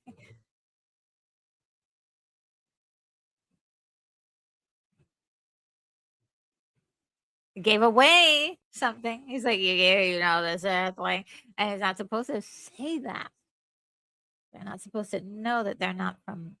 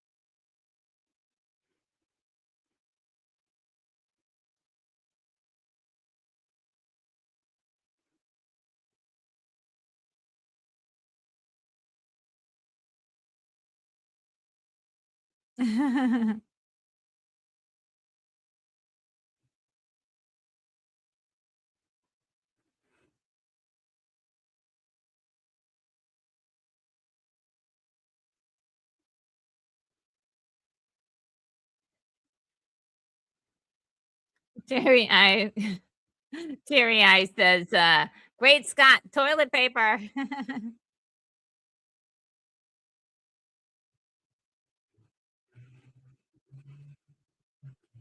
I love the way they just put this music, a sitar music in here, like, out of nowhere, like, it makes no sense, it just tossed it in there.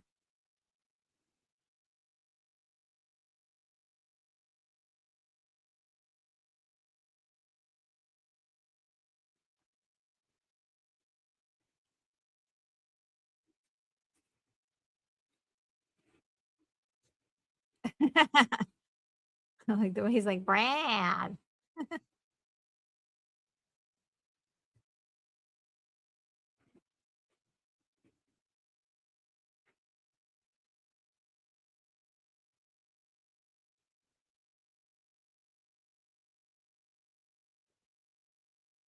I love the way he says that. "The plans to be changed."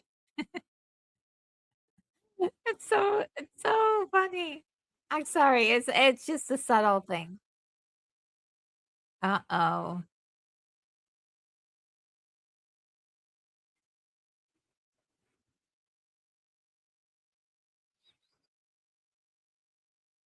Uh-oh, you guys messed up.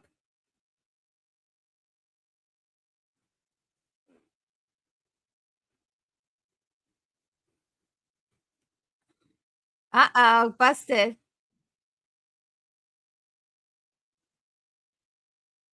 I love this. It's so silly. Rookie. Janet. Uh, Maker says, "I'm looking at RNG and Pop Culture Minefield at the same time." Great show as usual. Okay, do me a favor and tell the culture minefield guys I said hello, okay? And send them my love there and happy new year to them. I haven't gotten a chance to leave any messages over there, but yeah, they're really an awesome show.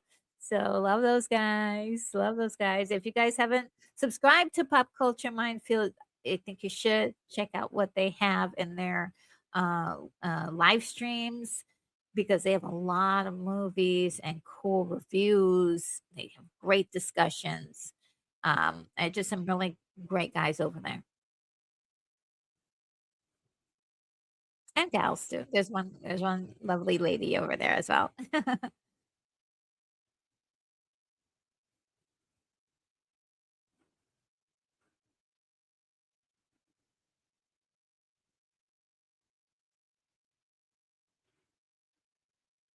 This is such a funny scene.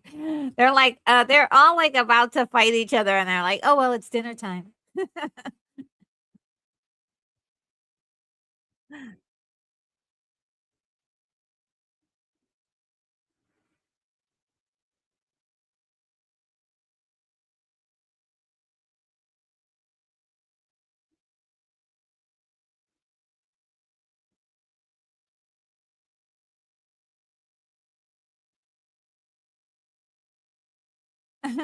Poor kid.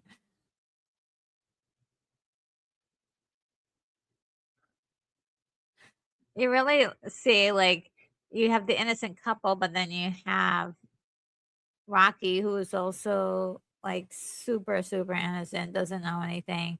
But the guy who's teaching him everything is totally, like, corrupt and, egocentric and totally out of his gourd.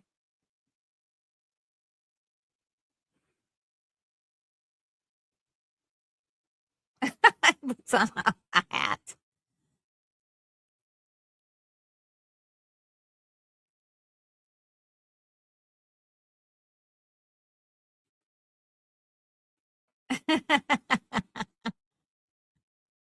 And Rip Rap is using his hand to serve everybody the meat.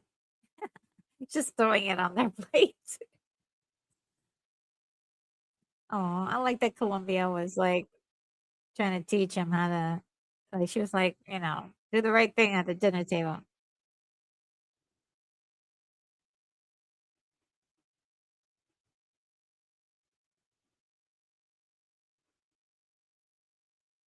They're like, oh, is this Eddie? Ew.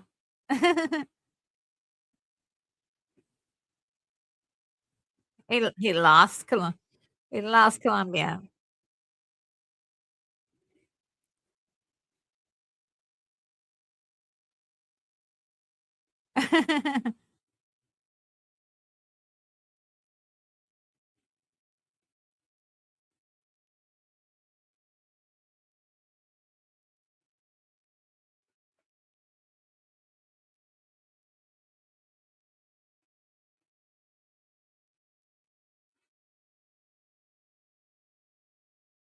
Ah.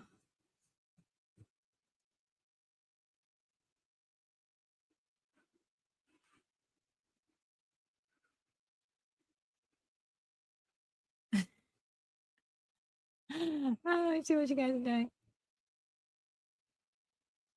Oh, Tom Baker says done. Thank you so much, Tom Baker. Yeah, they're such really great guys over there. Tom Baker says, "What disease did Tom Curry suffer?" I'm not sure, but I know for sure he had a stroke. And it was some really multiple strokes, and there were um had some trouble after that.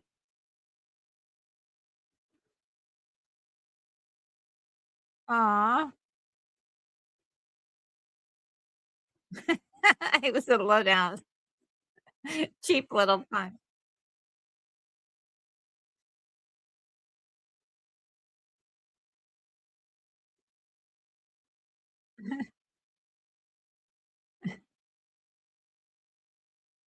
What a guy! He's like he's admiring the fact that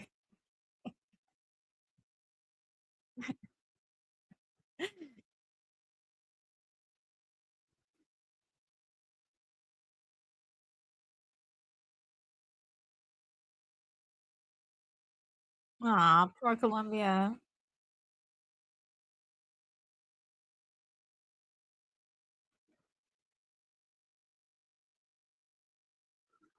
Uh-oh.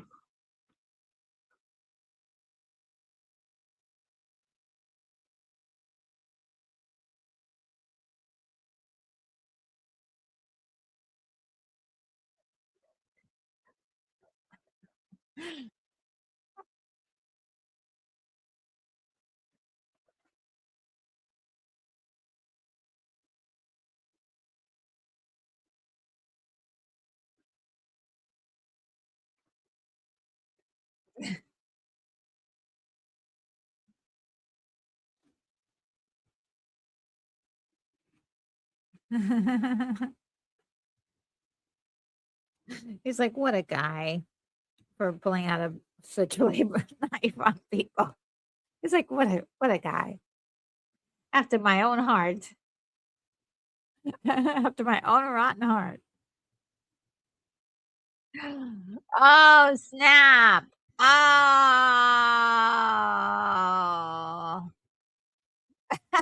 Rocky's like, "Yeah, come cry on my shoulder."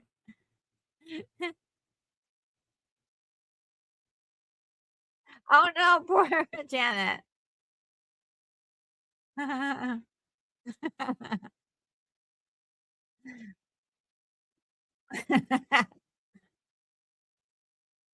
God, everybody's just terrible in this.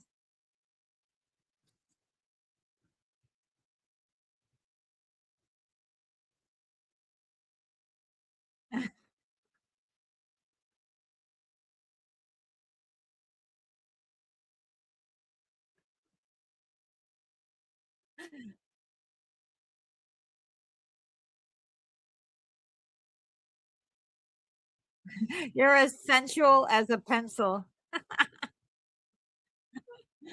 Ah.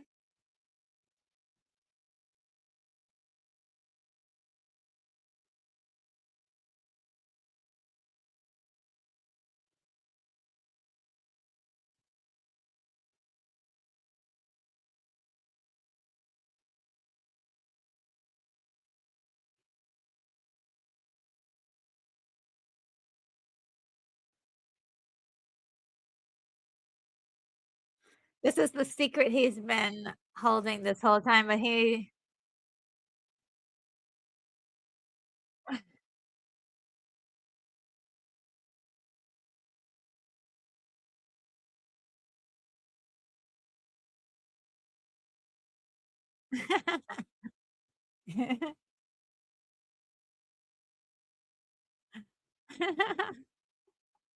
I love the way that Brad is like, "You mean."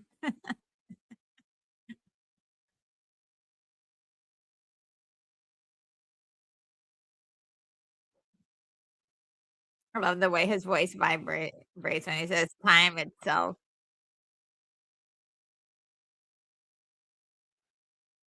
I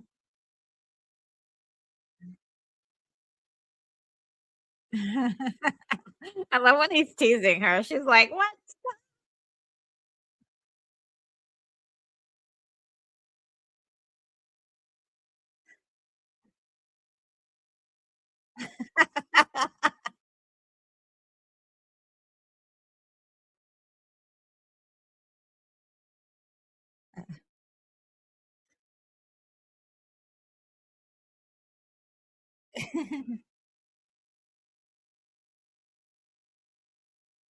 He turns them into stone.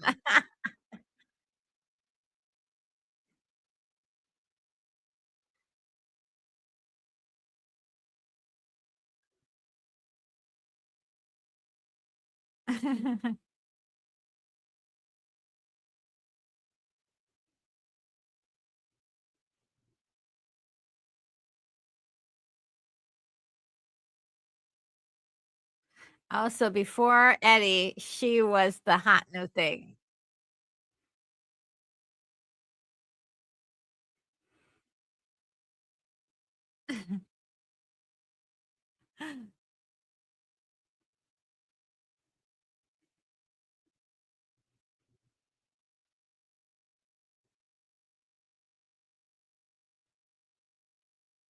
She says, "You have to choose between me and Rocky," and she's like, "Ugh."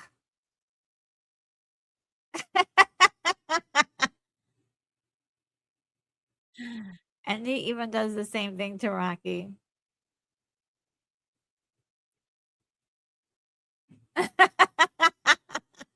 The dramatics. I love it.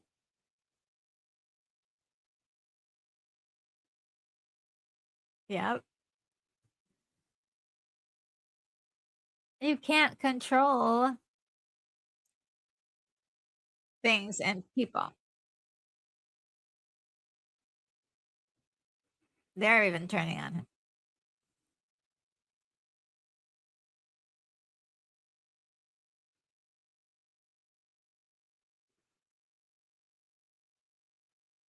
So if they're robots, they couldn't be brother. I mean, well, they could be. They could be brother and sister.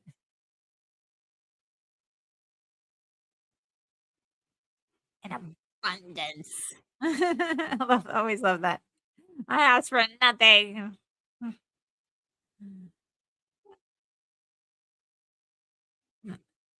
Uh-oh, that evil smile on Riff Raff's face tells it all.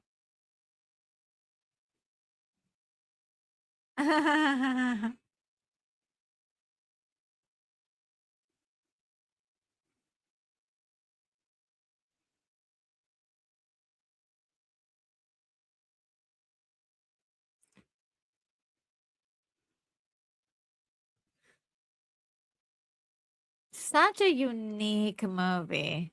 Like just so unique.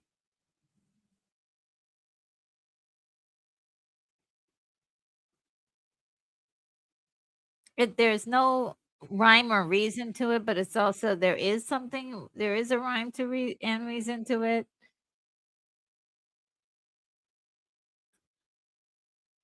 And Teary Eye says that Data and Lori Allure are brothers and they are androids. And he's talking about TNG Star Trek TNG or the next generation. Um,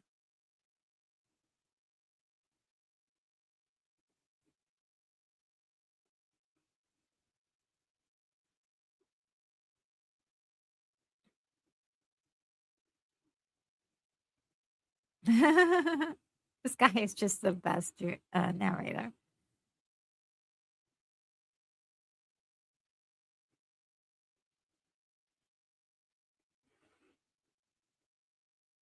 This is the big finale.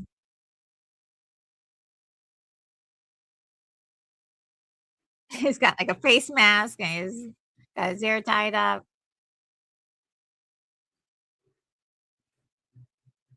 By the way, another great Tim Curry performance that we watched for a watch party is Annie playing Carol Burnett's brother.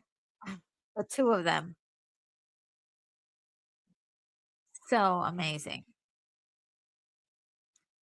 This surprised me in the story when they all came back to life.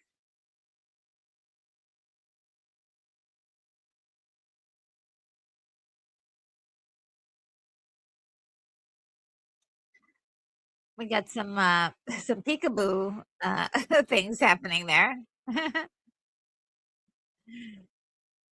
I hope all the kitties are not in the room.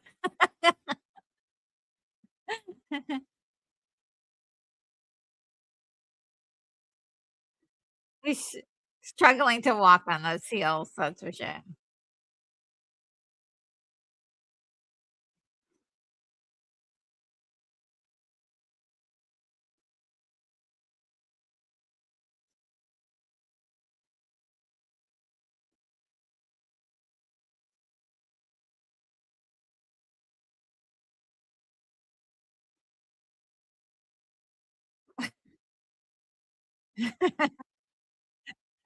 Always love that.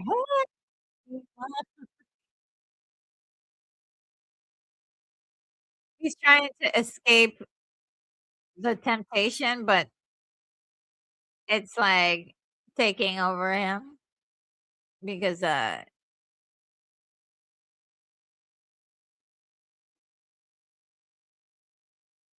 Frankfurter is taking control over them.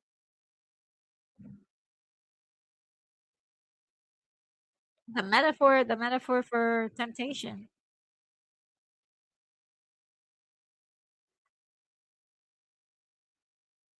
Terry I says most people love Time Warp, but I think my favorite song in the movie is Wild and Untamed Thing.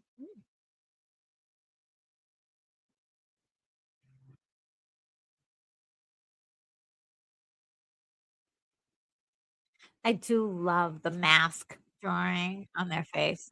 So simple, such a simple thing to do. Okay, there's a RKO Pictures tribute right there.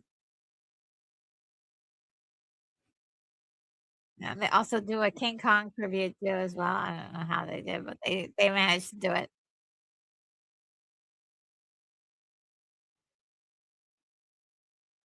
There's the star of the show.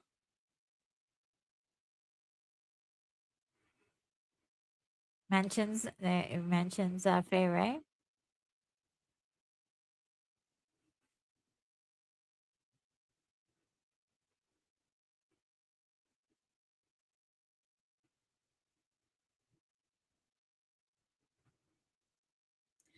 It's just a beautiful love of movies that you can see come shining through in this movie as well. Just a great homage to those old movies.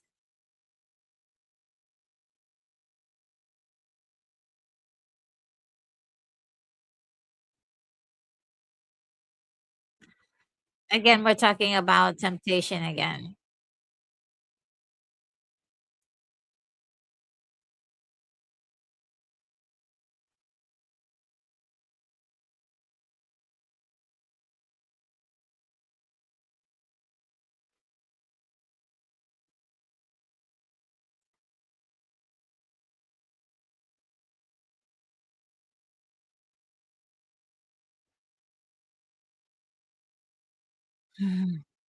This part was like ridiculous, but the special effect is really cool the way those clouds are moving.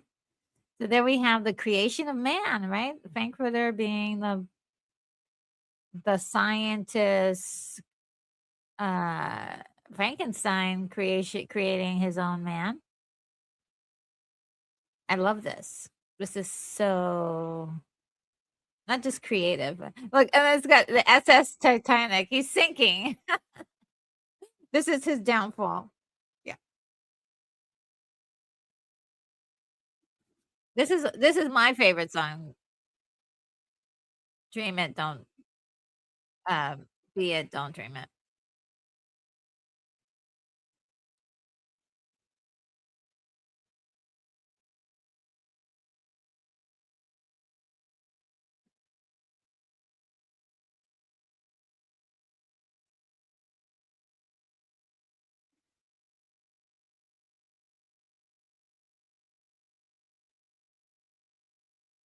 He's like laughing.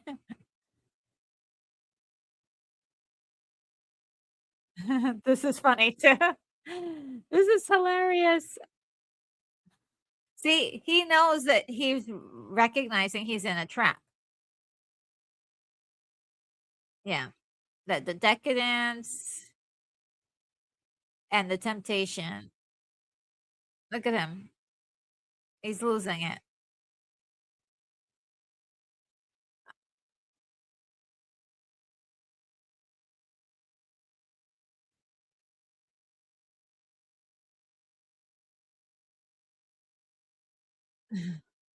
His life will be lived for the thrills.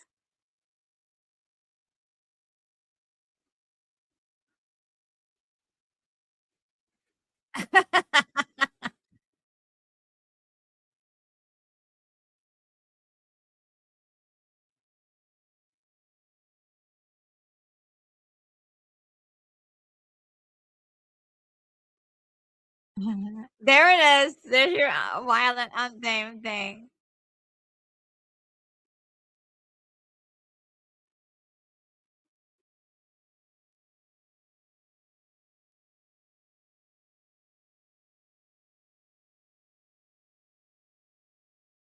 First of all, these guys are wet with heels on. Okay, not a good combination if you like standing. So they must have like a matte ground that is gripping, like a grip, textured matte ground. And Dr. Scott,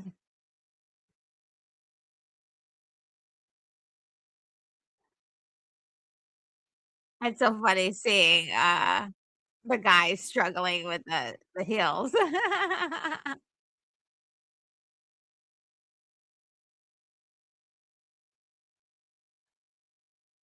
Except Tim Curry, he's like fully practiced.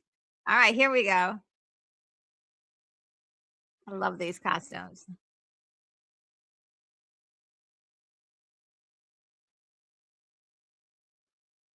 Your lifestyle's too extreme.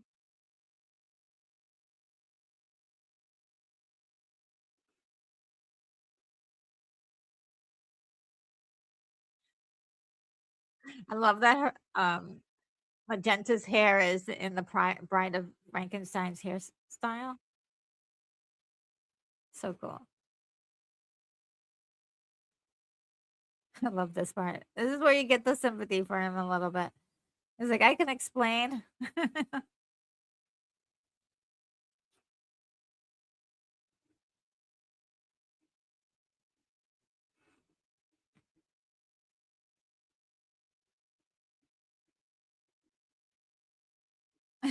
Rocky is so adorable.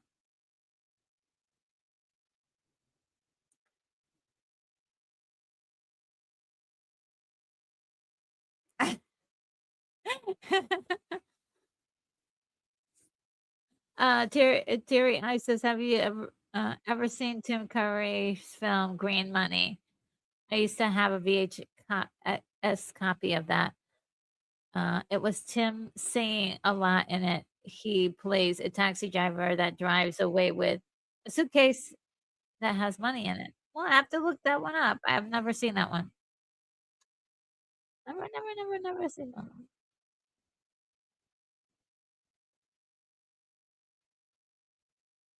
Nice.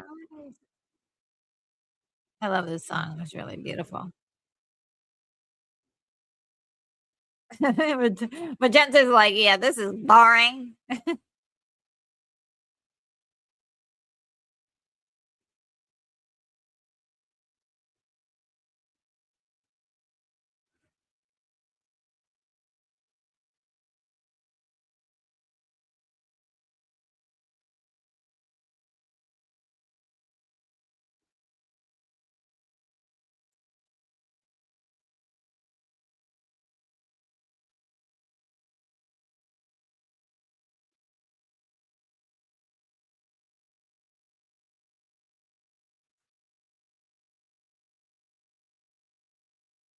Aw.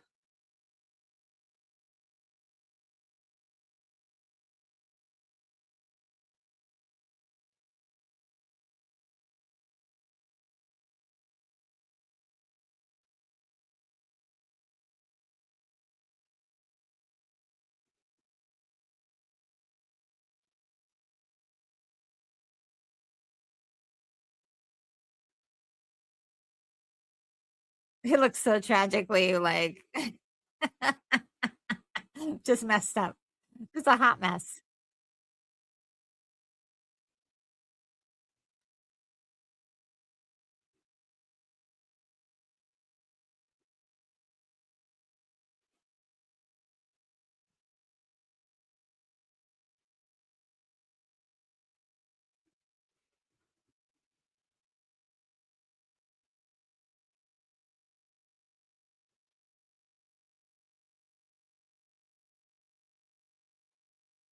Aw.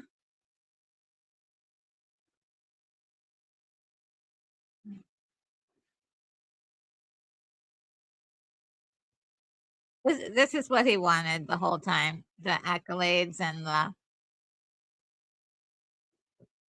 love. But it's not right. not real.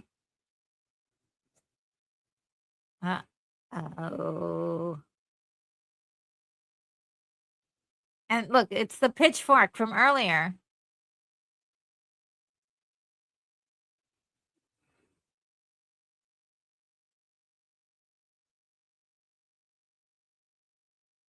Uh-oh.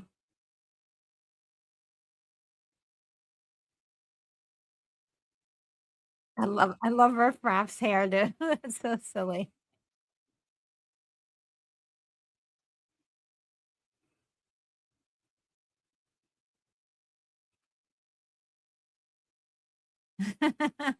I love the voice too he's using.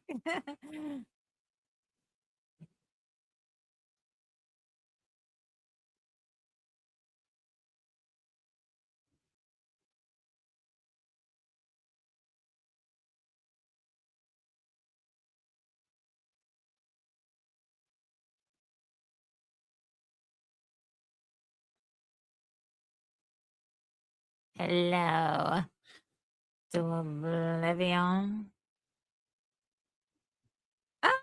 Oh,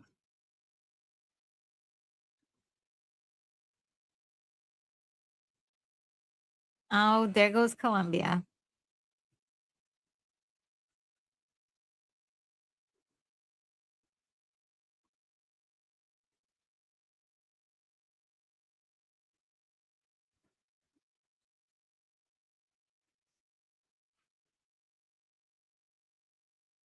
Oh no.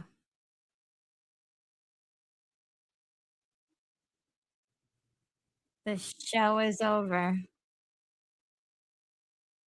This is where you realize that Rocky actually had feelings for him. Just like Frankenstein's monster had feelings for Frankenstein. That's his father, basically. Ew. His creator.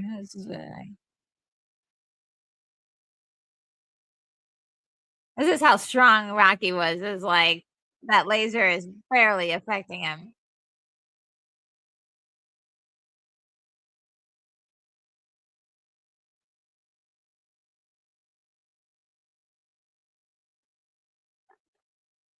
Now we have the King Kong reference here. I'm climbing up.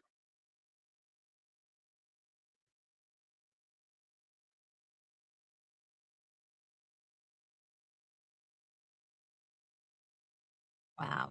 Now I know that they did this in a play for this. So really would love to know how they pulled off this last part. Kitty says the voice sounds like the Martian from Bugs Bunny cartoons.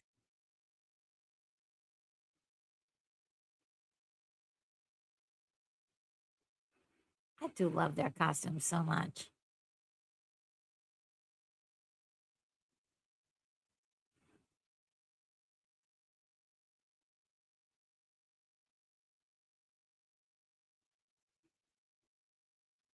Dr. Scott is like, you're okay by me.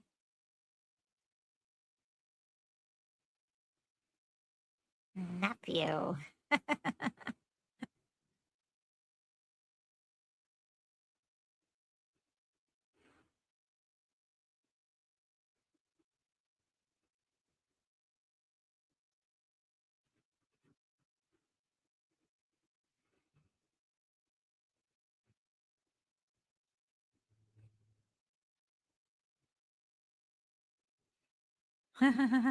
Everything's so dramatic.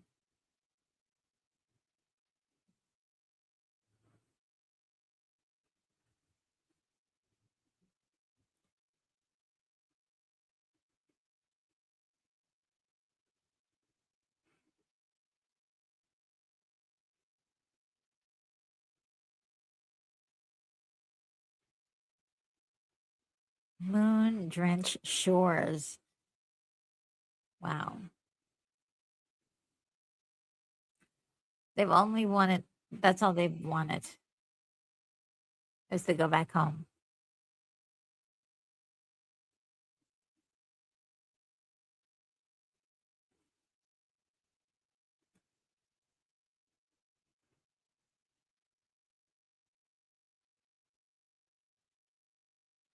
I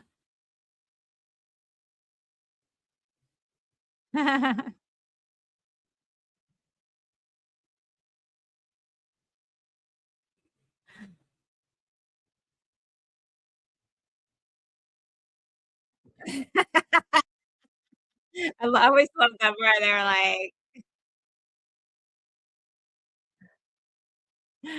all they wanna do is the time warp again on their planet. They took the whole house.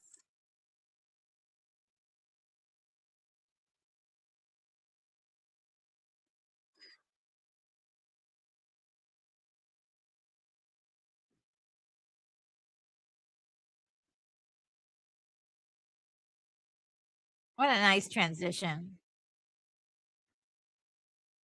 It wasn't I don't think it was going in the right direction though, but it's still good. It still worked.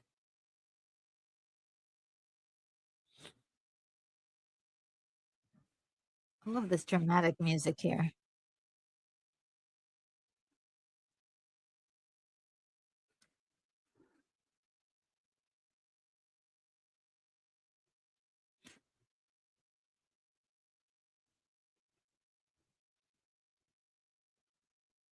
Lost in time and space and meaning.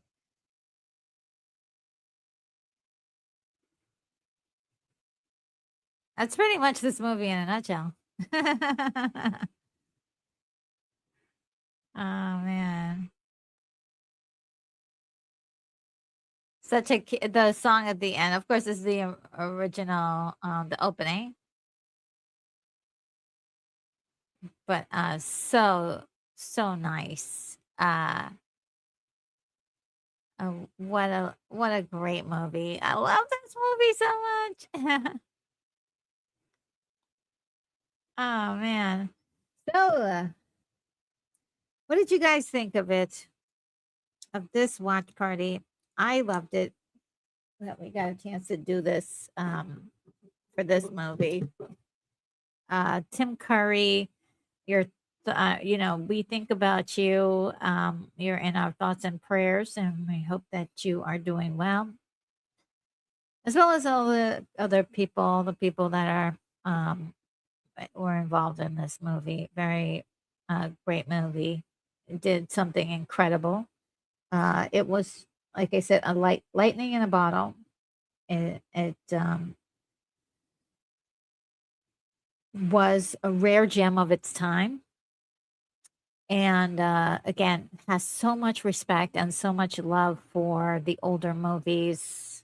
Uh, some of the movies that began, the whole trend of blockbuster movies, or even the trend of, for a lot of people, the first time they ever saw movies was, uh, seeing King Kong, or seeing, um, all these incredible Universal films, The Day the Earth Stood Still as well, and for Forbidden Planet, all those sci-fi gemstones. And they mention them and they refer to them back in this movie. So cool. I love it, love it, love it, love it, love it, love it. And let's see. Um, before we get going, let me just remove this banner. I wanted to just share the next videos that are the next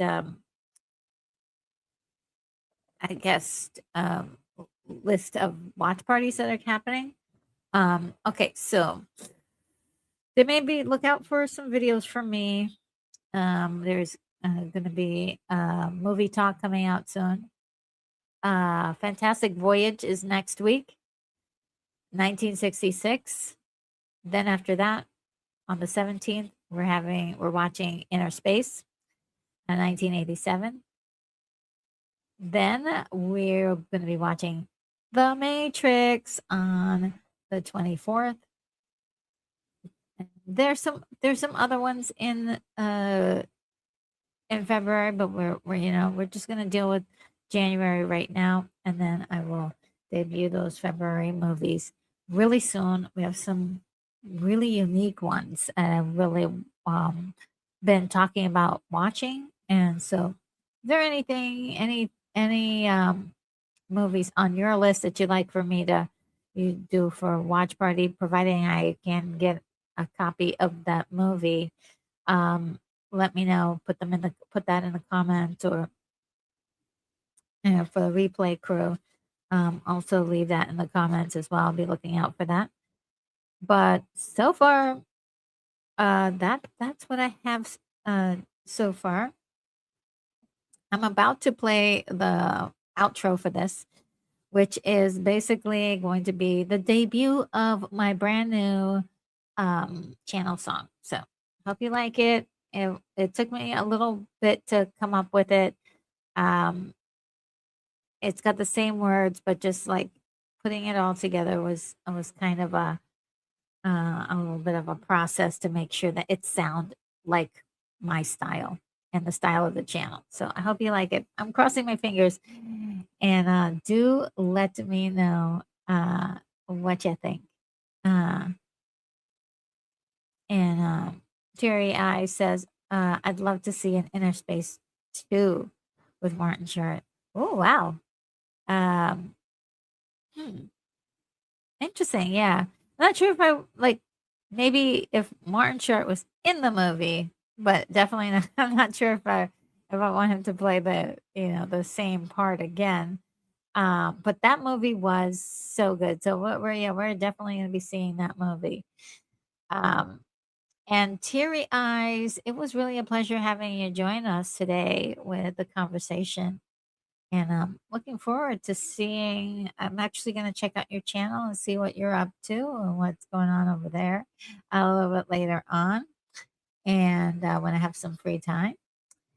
And Teary Eyes says, thanks for spending time with us. Have a great day. You as well. Have a great weekend. And Happy New Year as well. And yeah, we have so many movies this year that are I was like, let's try something different and not go so far for the blockbusters, but for the niche films and see what if they'll work. And so far I'm loving it. So far I'm loving it. And Keith E says I enjoyed that that I had voice description on my copy. Awesome. Oh wow. Yeah, you don't always get that. You don't always get that. And Kimberly says it was fun. Thank you. Yeah, that's it. I had a good time. So okay, guys, here we go. We're gonna play the new song. Mm, I hope that you guys have a wonderful week. The rest of your weekend is really awesome, and I hope that you have a wonderful week ahead. By the way, it looks like Lorena Creole is kicking up the the uh, uh, the watch parties for Saturday evenings. So once settled, well, I actually I'm not sure about the one on the 17th, but on the 23rd for sure. Sorry, the 24th. I think I'll be for sure on that one, but I have to find out if I'll be available for the 17th. But it's going to kick back up soon, so stay tuned for that. And make sure that you are definitely following Arena Creole, wonderful channel. It says incredible insights, the queen of pop culture, and check her out. And Terry I says my favorite movie of all time is Transylvania Twist from 1989. It's a silly, nutty movie I adore. Oh, that sounds really cool. And I've never heard of it. Never heard of it. That is cool. I always love learning about new movies. So I'll have to put that on my. I love a fun movie too. A low budget fun movie. There's a long list of really good ones I have really enjoyed.